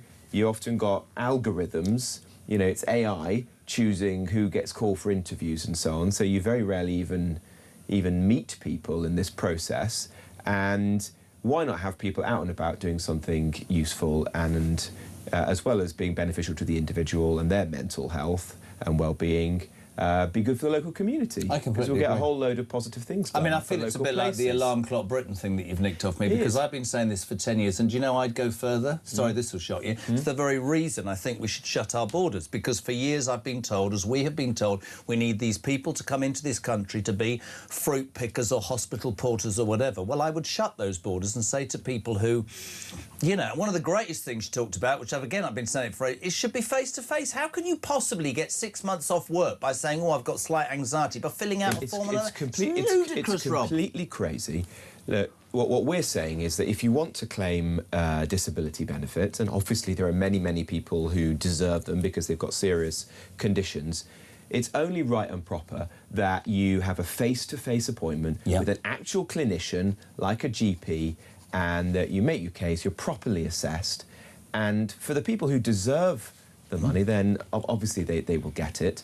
But there are many people, we all know this because we've encountered them in our daily lives, who are taking the mick at the moment, and that brings the whole system into disrepute. The number of people claiming disability benefits for mental health has doubled since the pandemic. If we just got that back to the way it was before the pandemic, then that would be almost 1 million fewer people claiming, and you can imagine how much money that would be. Right, let's get to it. Possible. Ring Rob. You can ring now, 0344 499 1000. You can text a question, 87222. Leave a voice note, whatever you want. And I did say that whenever you talk about benefits, there are people genuinely who get concerned. Absolutely. Baz from Hull, can you please ask Robert this? Our 33-year-old son is autistic, non-verbal, hard of hearing and severe learning delay. He is on ESA and UC. We pay for him to go to daycare for people with disabilities. Will Robert expect people like our son to go out and do voluntary work because he couldn't do that? What does he say? No, absolutely not. We are going to protect, and you have my word, we're going to protect everyone, whether that's children or adults, who really need disability benefit. And there are many people, of course, in the country. And it's the thing is, I look at it in this way. There's a social contract in this country whereby we as a society, because we want to be a good society, look after those people who really need it. But it's being broken at the moment because there are some people who are taking advantage, and that's financially unsustainable. It's literally going to bankrupt the country. You know, we're spending almost as much in interest payments on our debts now as we do on education and defence combined. But it's also morally wrong because there are people whose lives are being wasted, not this gentleman's child. So you can say to people who are genuinely concerned that this I know this face-to-face system is designed merely to root out the feckless who are taking advantage. Absolutely. Look, of the people who are on PIP, you know, we're not getting rid of PIP, we're reforming PIP, and there's a lot of people on that today, but we're saying that the people who have these low-level mental health conditions, they will need to be reassessed. I think that's right, and some of them will obviously continue to receive them, but many will not. We just want to get the world back to the way it was before COVID. In fact, we're giving extra security to other people because we're saying that instead of having your claims reassessed on a 3-year rolling basis, for those people with the most serious disabilities, physical disabilities, for example, they will actually have a 3-year period of security when they don't need to be reassessed. Before then, a new system will come into place. There's so many people that want to be on this morning, and I know that's why you wanted to come in. So let's get Boston, Lincolnshire, Vincent. I'm a long-term supporter of Richard, Robert and reform. Everything they say is like they speak my thoughts. Robert and Richard is my MP. However, I'm concerned about this policy of banning all foreign-born people from benefits. It seems unfair. My wife is Lithuanian, and as a result, I have Lithuanian friends. They work in boring jobs for low money. They will pay NI towards their pensions. If people come here and work and have settled status, they should be treated more fairly. If they come here to sponge, give them nothing. Am I missing Vincent's point? That's what you're saying, isn't it? Well, what we're saying is that the precondition to getting most benefits is that you're a British citizen. And look, I just think that's a fundamental issue of fairness. It can't be right today that we're spending over £20 billion in benefits to people who aren't Brits. Imagine what we could do with that amount of money. You know, that would be transformative for the NHS, for schools, filling the potholes in the roads, the things that people up in Lincolnshire But care he about. says the reason I don't understand this, he says his wife is working. My own wife is Lithuanian. As a result, they work in boring jobs for low money. They still pay NI towards their pensions. If people... Well, that's the point. There are some elements of the benefit system that are clearly contributory. Right. And the pension scheme system is the most obvious example. What we've said is, for pensions, then we will, of course, pay those out to people, even if they're not British citizens, because in order to get a pension, you have to have contributed. You don't just rock up in the country on day one and then start to get a pension. You have to have contributed, paid in. You know, we all remember the stamp system that's obviously gone now, but that's still the basis, broadly speaking, of the state pension. So where there's a contributory element, then yes, but for the other things, no. And I think that's right. I mean, look at council housing, for example. It shouldn't be when there's such a chronic lack of council houses across the country that they're going to people who aren't British citizens. I think that we've with been anything... very clear on that. They're only going to go to Brits, and the non-Brits will have to vacate them. I do think that with policies from any particular party... I mean, I was talking about this earlier, about how I want conviction politicians back who aren't actually afraid to say things that might upset a few people, but it's their belief. And there will be people who find this unpalatable, but it is important to give the listeners the... There's loads of people... And look, that's an important point, Jeremy, because a couple of people I've read, you know, there's like this columnist, Fraser Nelson, who writes for The Times. He's saying, well, reform shouldn't be pursuing welfare reform because some of the people who vote for us are on benefits. Well, firstly, I think that it's a mistaken belief that people who vote for reform don't care about this issue. Of course they do. You know, they're often the most frustrated by it because they're on lower incomes. But people have to have it explained to them. That's the point, they see that people are taking the mick. But you want politicians who are going to take on challenging issues, who are going to make arguments, who are going to try and win arguments, persuade the country that big change is necessary. Got to go to the or phones. else we just keep stagnating. Completely agree. Hereford, Chris, you're through to Robert Jenry. Good morning, mate. Good morning. How are you? Good morning, both. How are you? Very good. All yours. Go. Basically, I listened to Robert's speech yesterday, and I was quite impressed with most of what he said. But I'm a bit worried at the moment. I do claim PIP, and basically, I have a hidden disability, so you wouldn't know I've got a disability. I've got basically I'm very clumsy and I got dyspraxia, and I'm a very slow learner and stuff like that. Will it affect my benefits? I've been on benefits for the last 8 years, and I'm just slightly worried about people like me. Ask you a quick question before I pass you to Rob, Chris. Dyspraxia, yes. Social mobility, completely get all of that. Is there, don't get me wrong, is there a desire to do work in whatever guise in your mind, or have you accepted that you're going to be on benefits? Well, yeah, because the disability I've since I had was a child. Basically, I've only just started claiming benefits because my poor mum died about 10 years ago, and they looked after me. And when they died, I was on my own. So my brother took me to the doctors to find out what was basically I had a disability, and they actually found out that I did have one. Have you ever worked, pal? Oh yeah, I work. Yes.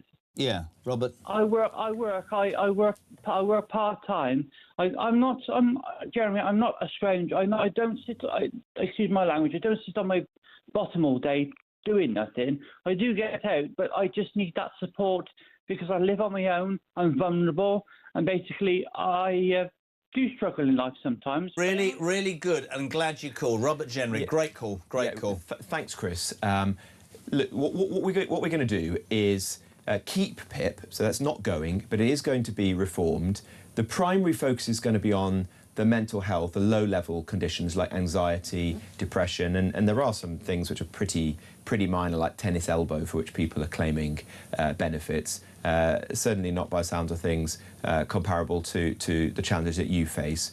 So those people will be reassessed.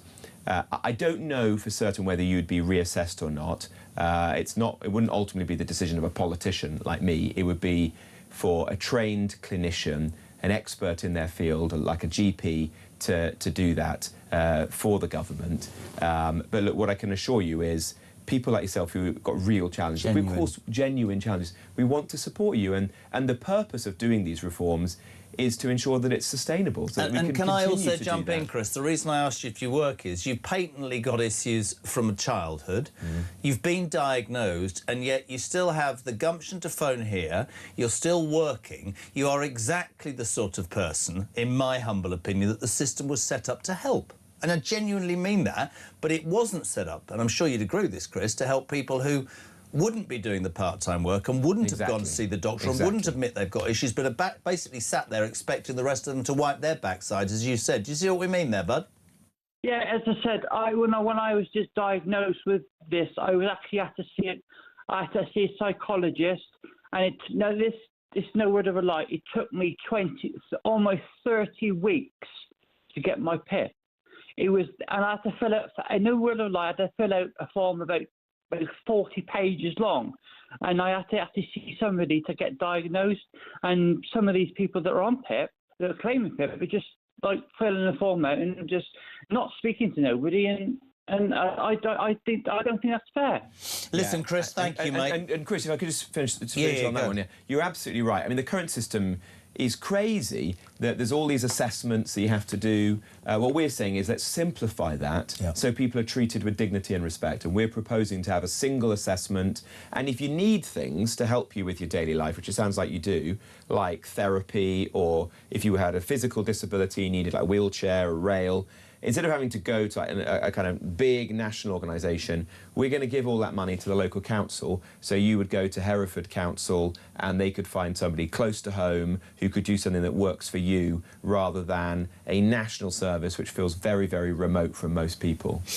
Chris, great. Really appreciate it. Loads of people. I just want to read a couple of texts. Good morning, Jeremy and Rob. As a disabled person, I welcome these plans from reform. I know I generally can't work any longer and have years of medical evidence that backs this up. But I'm sick of being lumped in with the feckless and people thinking I'm also the same and don't want to work. More common sense policies like this are needed. No sugarcoating. Let's do with some honesty. Here's an interesting one. Ange Burnham. No relation. No relation. Also Andy in commentary, both asking the same question.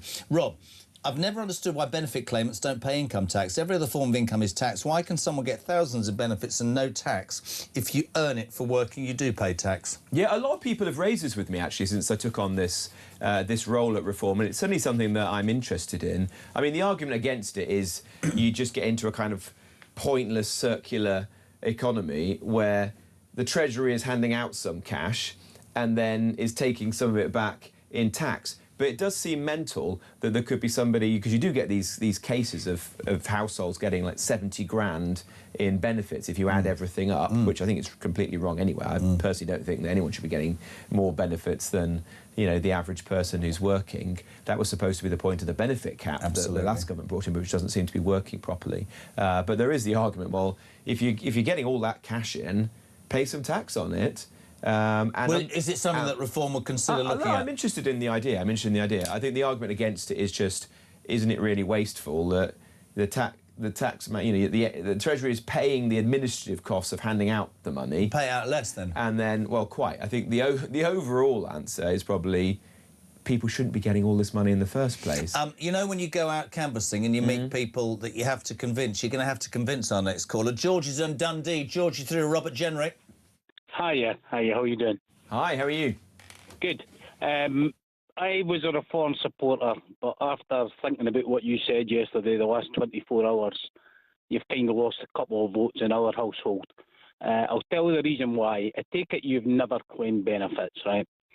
We have been through, my wife claims the equivalent of PIP in Scotland, and she's been through hell 3 times trying to reclaim it. Part of the problem was your Conservative government last time who tried to reform these benefits. People fall through the net, and every politician I hear just says the people who will need help will receive help. Bull. Absolute and utter bull, because you don't know enough about the system and how it works. Tens of thousands are then cut off and have to reclaim. It is an absolute farce for a system. So I'm sorry, I'm not prepared to take that risk for my wife. So you will not be getting my vote. Robert?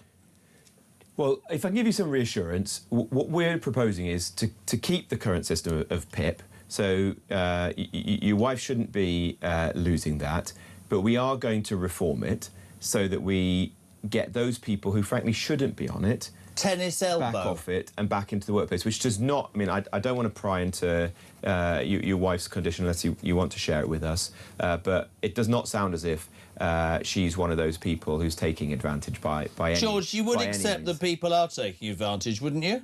I would say not as many as they think under the current rules. What they should do is have set illnesses. Hold on 1 second. Are you telling me that there are 2 million people? See, this is where this is just my opinion, mate, and I respect you ringing, because that's the whole point of a democracy.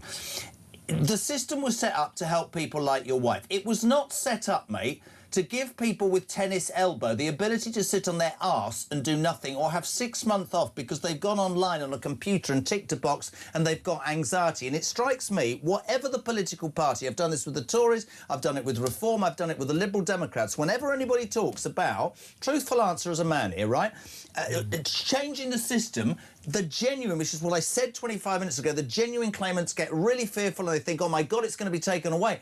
But what you don't say to yourself is, there are hundreds of thousands of people milking this system that are making it more difficult for your wife to get the money that all the people know she should get, pal. Well, that's where you're completely wrong. And again, you have no experience of this. You don't know if my wife's a malingerer or not. You've no idea. I've not said what she's had, right? Secondly, the people that are claiming for mental health are doing so under the current rules. What any political party should do, instead of this, can you get out your bed on a Tuesday? Can you lift your arm above head height on a Wednesday? You get it. It should be set illnesses. If you're an amputee, you get it. If you're blind, you get it. If you've got motor neuron disease, you get it. It's simple. Robert? Well, look, I just say that this is not, by and large, about physical disabilities at all. It is about these cases of relatively mild conditions. And I'll give you a few stats. At the moment, 214 people are signing on for disability benefits every single day for mild anxiety. I just don't think that's right. And I don't think it's right for those individuals either, because I'm sure in most cases, sitting at home, you know, watching telly, doom scrolling on your phone is much worse for somebody who has mild anxiety. But I think we also have to being out and about, getting a proper job. I agree, company, but I have to say, routine. We have to acknowledge. Can I just say this? I just say, Jeremy, the other thing is, the numbers are going up at a crazy degree. Yep. You know, there are double the number of people claiming for mental health than there were before COVID. If you look at children, the number of children or their families claiming disability benefits has doubled in 10 years.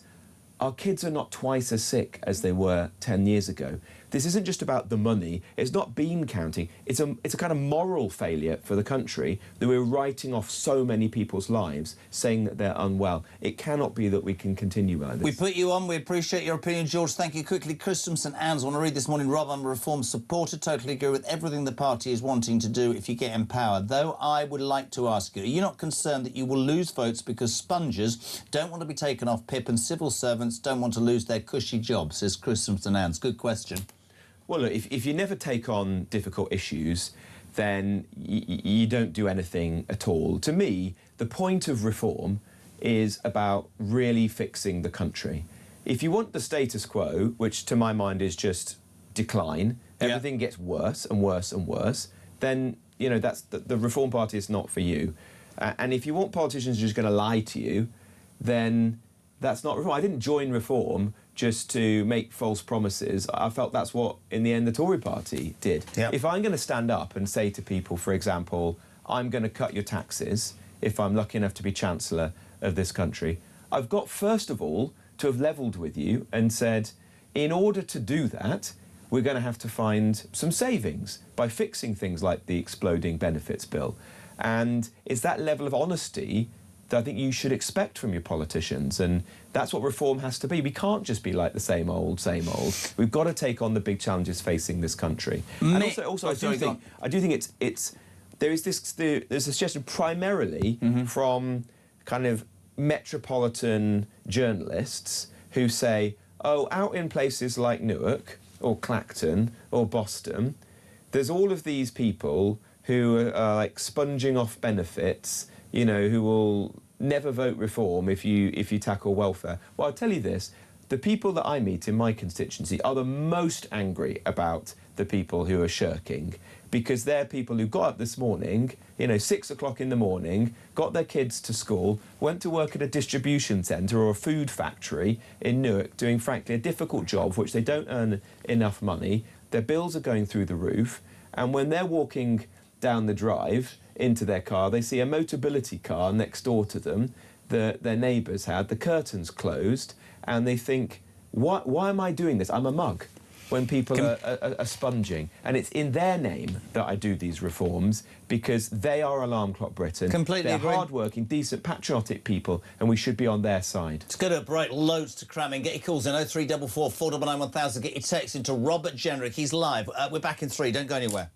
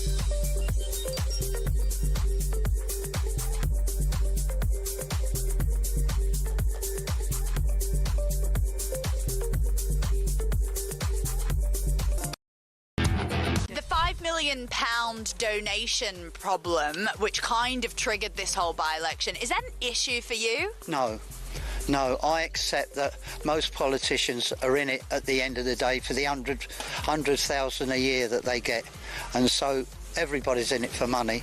And if it was for security, and let's face it, look at Anne Widdecombe. She could have done with 5 million, couldn't she, for security? She's dead. And so, no, I don't. I think he was entitled to accept it.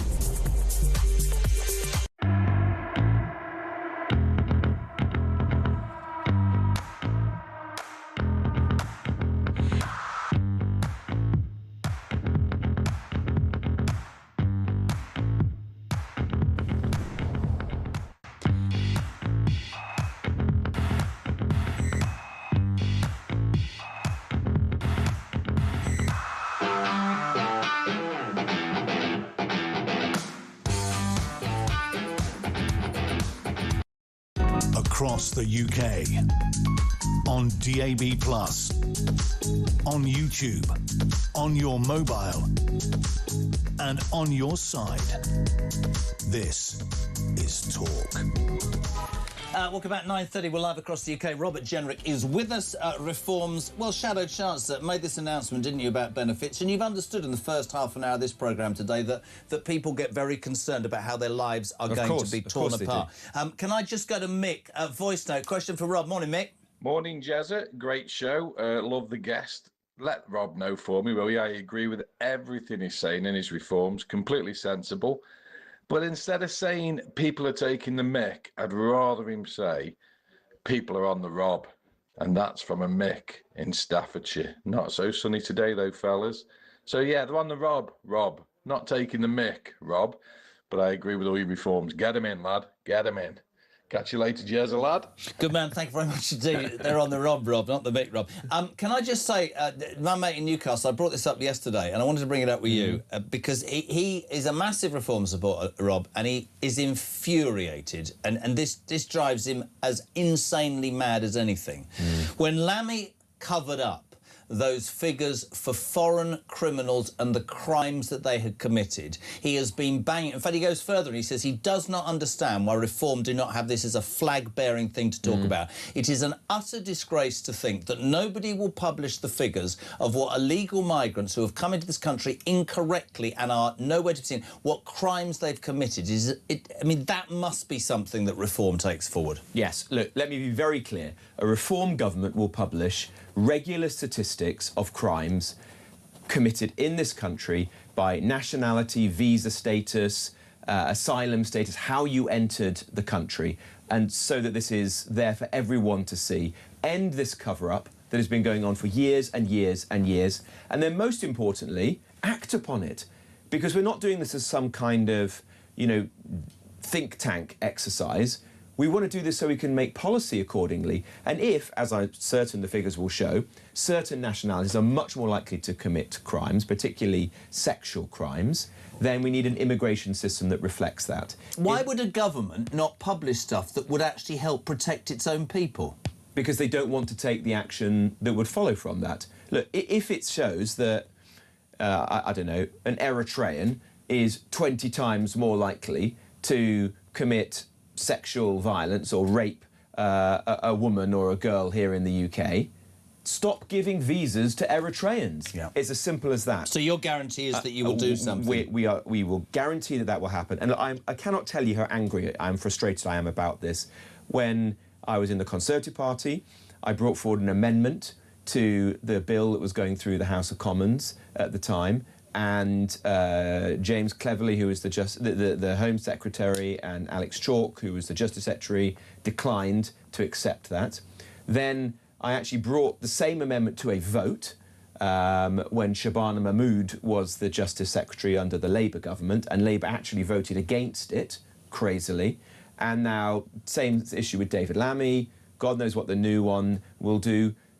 People just keep knocking this back time and time again. And then you get these lefties saying that we're quoting misleading statistics. You know, an Afghan is 25 times more likely to commit a crime than a Brit or whatever it is. Well, give us the actual statistics then. You know, allow daylight to shine on this, and so people can have an honest debate. The other thing is, it will show that some nationalities are actually less likely to commit crime. The indicative data I've seen, shows there are some people, I think Indian nationals in the UK, the data that I recently saw, were less likely to commit crime than Brits. So there will be some interesting statistics. It's not all straightforward. It's definitely It's not something straightforward, but it will show that there are some nationalities which are much, much more likely to commit serious and violent crimes than Brits. And then you've got to just have the honesty to say, we just can't let these people into the country. Let's go to Oxford. Chris, good morning. You're through to Robert Jenrick. Good morning. Good morning, Robert. Good morning. First of all, this stupid government alert that went off, I've actually turned it off. I won't be getting those again. I thought the whole idea was if we were under attack by somebody, or even as we know, some of the terrorists from Iran are trying to come over on the boats. There was a terrorist alert anywhere within the country. That's what it would be used for, not stupid barbecues. I mean, whoever dreamed that one up should be sacked. Lou Haig, wouldn't it? I don't know. What do you make of it? There was a certain irony that Louise Haig, the one who was convicted of fraud, I think, for losing her mobile phone, for nicking mobile phones, was the one who sent all our mobile phones this message. Look, as I understand it, the system was designed by the last government with a very high bar before you would trouble everyone, because if you cry wolf, then people will treat the system as a bit of a joke, and I'm not convinced that this met that bar. I wouldn't diminish what's happening, because look, people's homes have been destroyed in these fires, and I actually met up with my local firefighters on Saturday evening in Nottinghamshire, where there's been wildfires in the forests of North Nottinghamshire, around Sherwood Forest and Mansfield Way, and they've had a very, very tough summer, to be honest, and have seen a lot of incidents. So it is an important issue. I wouldn't diminish it, but I am not at all convinced that it warranted sending out this message to everyone. What do you... I don't know about you, Chris, to be honest. I nearly did something... I didn't know what was going on. I thought it was... Well, I was in the pub when it happened. Of course you were. And it was all buzzing, and then everyone got multiple ones as well. Yes, and they came at different moments. Yeah, at different moments. So it was a bit of a mad situation, but there we go. Chris, thank you very much indeed. Jez, would you mind, please, in asking Rob Jenrick where he expects work to actually come from, as no end of businesses and shops and banks have closed down where I live in our post-industrialised society. How are you going to wave a magic wand and make jobs appear? Well, it's a fair point, and actually there were stats out today from the Office of National Statistics showing that the number of vacancies has fallen and is now at the lowest level for at least 5 years. So there's a big problem. There aren't enough jobs. Unemployment is rising. So part of the answer, obviously, is we've got to get a government that helps to create jobs, stop increasing taxes, for example. What about energy prices? On people who employ. You know, Reform has said, probably the only party that said this, we'll scrap Rachel Reeves's disastrous employers' national insurance increase, the jobs tax, and we're going to do that for British workers only, with a levy on foreign workers, so that businesses who are doing the right thing, employing Brits, get a big tax cut, and encourages them to take people from the local area rather than just importing foreign labour from overseas. This is really interesting, and this is why I love doing these things with you, because politicians have to answer all questions. He says, I want to remain anonymous, but could you ask Robert Jenner if, when the community 20 hours workers paint railings, sweep streets and whatever else, does he expect the paid workers whose jobs are doing those things to accept fewer working hours and not claim benefits to help them with their reduced hours? Well, it's a really, really good point. It is a good point. Good point. It is a good point. I mean, those people, obviously, their jobs will be protected, but they will have people to help them, you know, alongside them. And I've actually found it interesting in the debate in the last 24 hours that, you know, some people who are a bit snobby have said, oh, you can't ask people to, you know, pick up litter or to be bin men. You know, these are like demeaning things to do, like kind of as if it's sort of like a chain gang. There are hundreds of thousands of people who are employed doing these jobs on our behalf every day. And imagine all this hot weather, what it's been like being a bin man or doing these tough jobs. But do you know how I'd answer that? One of the things that rails me and causes people to get really offended when I say this, I hate the state of our country. I hate the rubbish, I hate the grime, I hate the way things aren't painted, I hate the way parks are overdone with weeds. I could send 330,000 people all over this country to improve the way it looks and the way it is. Swings, parks, I don't know about you, but it feels to me as if the public realm has declined massively in the last 10 or 20 years. I don't know if I'm looking back with rose-tinted spectacles, but, you know, the verges, pavements, parks, everything seems worse than it was, doesn't it? And if we could mobilise a kind of people's army of, you know, decent people who are just, you know, having a hard time because they're looking to find a job, getting out there and fixing all this stuff, it would not just be good for them, but the whole public realm would suddenly be massively improved. Completely agree. Let's go to Perry on mobility cars. Good morning, Perry. Morning, Jeremy. Can you ask Rob what's going to be happening with the mobility schemes? It drives me mad seeing all these people on mobility driving around in better cars than what I've got. I think it should be just unless it's a properly adapted vehicle for a wheelchair user or someone that's permanently disabled, that's fine. But otherwise, it should just be a basic car. A basic car, and they should all be the same colour. It's really interesting, the mobility car issue, massive. It is. Look, the number of people... It was a well-meaning scheme. Yeah. But it's been contorted out of all, proportion. And the people who set up the scheme would be like turning in their grave if they could see what it is today. Both the standard of some of the cars that you're able to get, people have got like BMWs and so on. And I think like one of the main cars people get is a Mini Cooper, which, Great. I mean, I don't know about you, but most people would love to have a Mini Cooper, wouldn't they? I remember my mum got a Mini Cooper and it was like her pride and joy, you know. Absolutely. She didn't have one of those. I completely agree. For a long time. So it's the standard of the cars. They should just be a normal basic car, and just the far, far too many people who are able to get them today, and that has to be massively reduced. Am I allowed to ask one question, very quickly? Sam's frowning at me.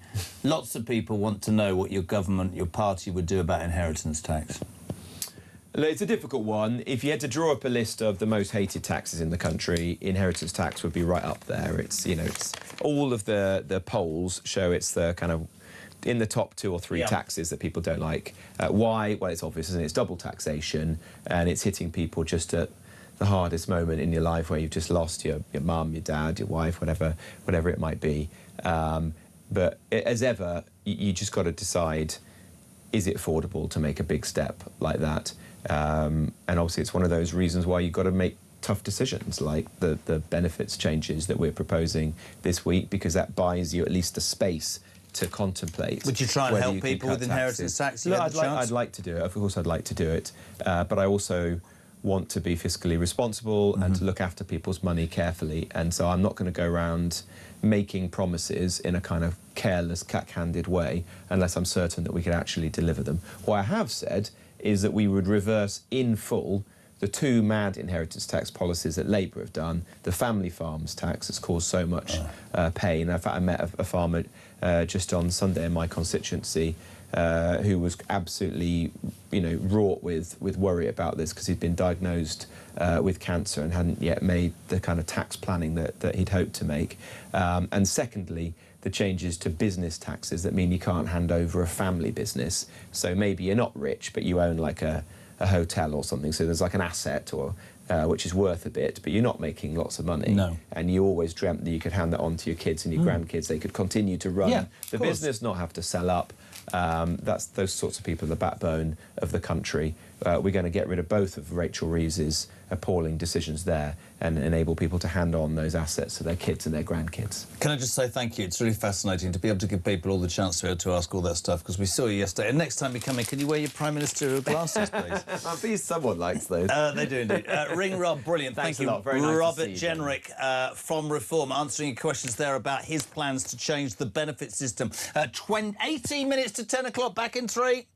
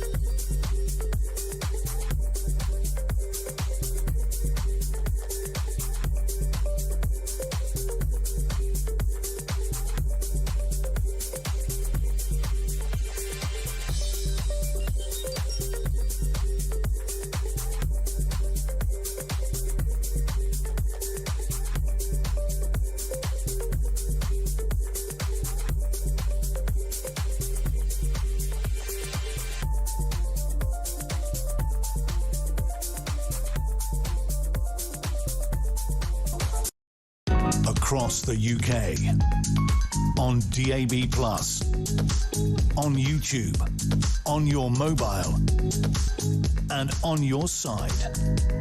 This is Talk.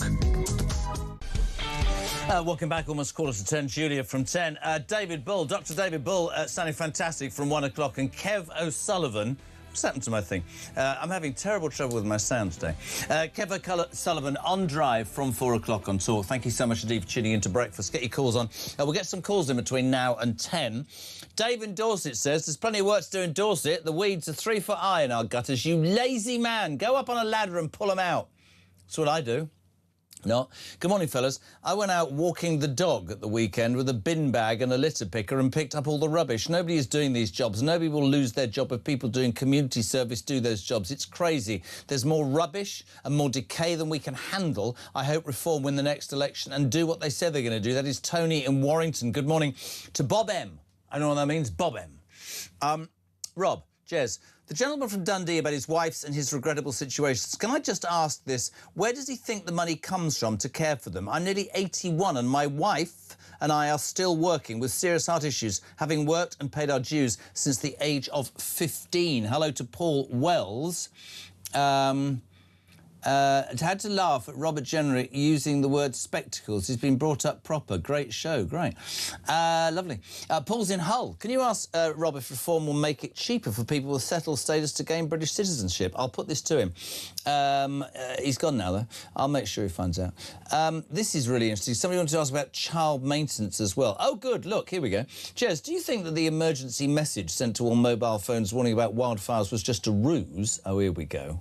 To test the system without distressing the public.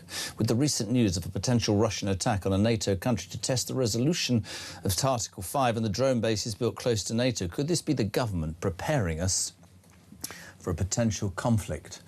Did a government who sent a warning about not having a barbecue, in essence, want to warn us that an attack from the Russians was on the way? I'm not able to tell you that because I've no idea. Peter's been on. My overqualified granddaughter works in a chippy. She applied for over 200 jobs and one of them even had the courtesy to reply. So it's not always the failure of youngsters, it's Labour's national insurance rubbish and also the fact that she is white and middle class and we wonder why kids end up signing on. I have to say, my daughter's looking for a job at the moment and I always repeat to her what the boss of one of the biggest media companies in the land said to me. Bet you can't guess what company that was. He said, Jez, let's be honest, in the next 5 or 10 years, if you come out of university with a degree in broadcasting or whatever you want to do, and you're white and middle class, you will be at the back of the queue. And that's a fact. That's not to upset people. That's because diversity and box ticking has taken over. Jason's in Worthing. I had an aunt who lived in Worthing with 2 dogs. They bit her. I don't know why, but it's true. If you want an example of how governments abuse their power, look at the alarm. I thought this was meant to be for nuclear attacks, not when we can go for a barbecue. Unbelievable. Oh, God. Wendy, I was staying in a tiny wooden cottage inside a forest. Little red Wendy. In Wales. Brave. Basically a sitting target for a wildfire. The alarm came through in Welsh. It took 3 minutes for the alert to come through in English. The scariest 3 minutes of my life. I hate this government. Or maybe the responsibility, my darling, is with you for not knowing how to speak Welsh. Bore da! Still on the lookout, by the way, if you're listening, if you are Christian's dad, DNA test kit at the ready. He doesn't know his dad. He's never met his dad, if you're listening. And by the way, what's happened to Angry Rob since I went on holiday? Is he on holiday? Oh, Angry Rob's on holiday. Why have I done a Welsh accent? Angry Rob's on holiday. This is brilliant. Climate change. I read recently that if the UK were to reach net zero, it would make absolutely no difference to the world. We're such a small country. In fact, us reaching net zero will mean nothing. The needle in the haystack comes to mind. The big producers of the world need to come to the party for any difference to be made. That won't happen as money makes the world go round. I agree with that naughty boy Richard Tice. We need to adapt. The stupid left are focusing on the wine, not actually listening to what he was saying. Adapt, adapt, adapt. I love these stories. Dee is in Chesterfield. Could I have the respect to read them out, right? Like you, I had a Saturday job as a teen, as did all my friends. That's how we paid for lip gloss. I didn't pay for lip gloss by being... I worked at M&S and stacked bananas. And the odd glass of rosé. A few years ago, when my autistic son was a teen, I didn't think he would be able to get a Saturday job, so I contacted the charity warehouse where he did his work experience fortnight to ask if they could take him on for no pay. They agreed and they gave him a chance. He got on so well that they suggested he should apply for a full-time job at Chatsworth and they would give him a good reference. He landed the job, he saved his money and he got a mortgage at 21 years of age. He works long hours, enjoys it thoroughly and is independent. And that And doesn't that sum up what we're talking about? That you can make something of your life? Paul Hamilton. I thought Mr. Burnham said he would drill. Now he's saying he hasn't made a decision yet. I wonder who changed his mind. Yeah, maybe. There's a very nice man called... what's your name again? Rory. Rory's just come in with tea. Thank you, Rory. You're welcome. All right, don't build your part up. Very good of you. Sandra is in Whitby in North Yorkshire. Sandra, all right? Hi, Jeremy. Bar Gum, you're on telly. How are you doing? Oh, I don't speak like that. I know you don't. What can we do for you, sweetheart? It's about job applications. Yes. I just think that these forms, these monitoring tick box forms, they're an absolutely disgusting practice. What happens is, when they get sorry, I'm really nervous. The human resources, when they get these forms in with job applications, they only look at these tick box forms, and if the correct boxes are not ticked, the rest of the application form gets thrown away, and this is an obstacle. These forms should get rid of them, and then everybody gets a fair chance. They can just fill in the application form with what they need to say about the job, about what they can offer. And those forms are just completely unnecessary.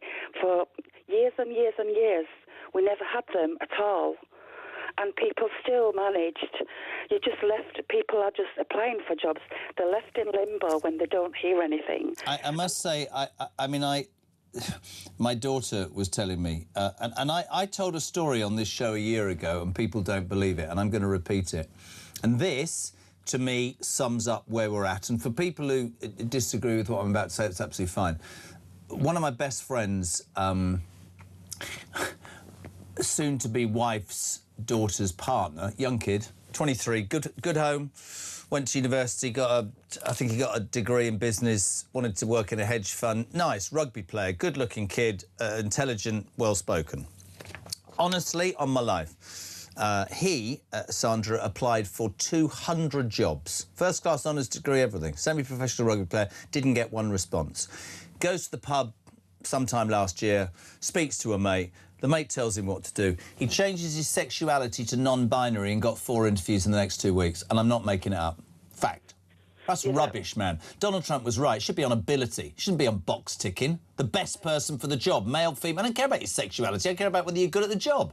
Yes, and it depends. And, of course, the areas that you live in, some of the applications, you'll get more applications from certain sector than you would in others. But you just pick from the applicants. Yeah. You don't go searching for somebody from a different, you know, if it's a very, very diverse area, you will get a lot of different people, but everybody should be treated fairly. Couldn't agree more. Sandra, got to move on. We really appreciate it. Love to you and the gang in Whitby. Let's go to Bedfordshire. Elizabeth, you're on Talk Breakfast. Good morning. Oh, good morning, Jeremy. Oh, it's wonderful to speak to you. My only concern about Robert Jenrick's idea of making everybody go before somebody about their invalidity benefit is what guarantee have they got that it'll be the right decision? Because what happened to me, I was a long-distance lorry driver and I'd been seriously injured in a road accident previously, but a few years later I needed my hip replacing, and my hip was so badly damaged it obviously wasn't a straightforward recovery. So I'd been off on invalidity benefit for about 9 months, and I was coming to the end of my period of getting better. So I knew I was getting better, and I was keen to go back to work. As you know, I was a long distance lorry driver, and I loved it. But in the meantime, my arm went to pieces, my right arm. And I'd seen my consultant at Luton Dunstable Hospital, and he said, "Oh, you need your carpal tunnel doing." So obviously, because I was on long-term unemployment, sickness benefit, I had to go for periodic in front of a person to say that I was still available to get it. So my appointment was due on the Monday, and he booked me in for my carpal tunnel operation on the Monday, bizarrely enough. So I phoned them up and said, I can't come, and they rescheduled it for the Friday. So obviously, I sent my sickness note in on the Monday when I got it from the hospital, and off I duly went to go to the interview on the Friday with my right arm in a sling. And I thought no more of it, because obviously there was no way I could drive a 40-foot lorry with one arm. So I went on the Saturday morning to collect my money from the post office, and the lady behind the post office said to me, "Oh, I'm so sorry, my darling, but you don't qualify for it anymore." So there it is on 11 o'clock on a Saturday morning. I burst into tears because I think, well, where am I going to get any money? So I just want to make sure that that doesn't happen to anybody else, because it was... I get it, and I'm not trying to rush you, but I have to finish, but I would say this. This isn't me blindly saying that for reform are right. I've listened to the Tories. They've talked to me about how they're going to change it. I would hope there won't be too many issues if somebody finally has the balls to do it. The message should be, though, and I take your story, sweet, of course I do, that we finally, as a society, out of fairness, have to do something about a bill that is destroying not only genuine claimants, but the rest of society with how big it is. Let's say good morning to Ken. Morning, Ken. Morning, Jeremy. Ken here in Dorset. As we're all going to die very shortly, according to the climate crazies, I just thought I'd chuck some genuine statistics into the mix for balance. Of all of life on Earth, that's every blade of grass and every insect, humanity actually accounts for 0.01%. And of all the land area on Earth, bearing in mind that's only 30% of the Earth's surface, the remaining 70 being water, humanity actually occupies 15%. So that doesn't really seem to me as though we're doing that much damage, are we? Well, maybe we are. No, I don't think we are. Live your life. It's been a fantastic summer. Great show, Jez. Chat soon. Brilliant. He's obviously already been on the English sparkling wine at 9:55. Danny boy! Morning, Jezza. Danny here from Bedfordshire, one of your alarm clock Brits. So, I've been in recovery 7 years from drugs. Whilst I was in my using era, using crack and heroin, the amount of money the government pay for addicts to get their drugs, which go straight into the pockets of drug dealers, must be in the billions. They know when these drug users get their benefits, they know the days it goes into their bank, they'll turn up at their house, they'll take them to the cash point and they'll make them withdraw all their benefits that us tax-paying Brits are paying for. So we are literally funding addiction. That needs to stop.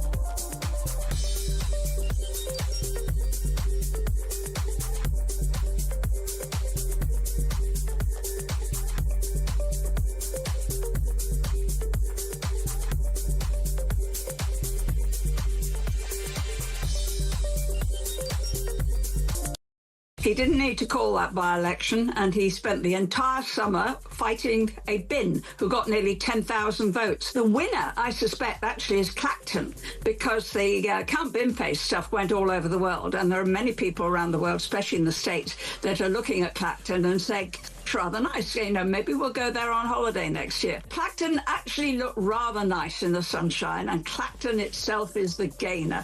Farage made a complete fool of himself. He treated his constituents with total contempt. He didn't even bother to turn up to the count.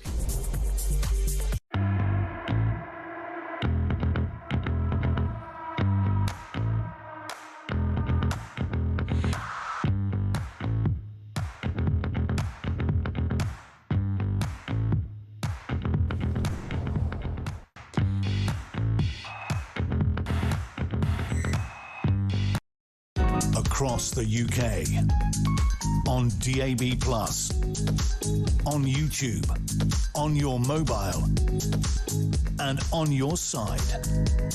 This is Talk. Welcome back, almost 10 o'clock. Thank you so much indeed to the team. Top job today, and I mean that. Quiet news day, but you got it going. Stand by, Julia Hartley-Brewer's here, David Bull from 1 and Ian Collins from 4, but the main lady is in. Hello. Morning. Has broken like the dear morning. It's not that quiet news. I mean, this is a pretty busy August as they go. I mean, yeah, I think you're right. Russia threatening Britain over Ukrainian drones, and I think that might add up. Richard Tice is getting a bit of a blasting today, isn't he?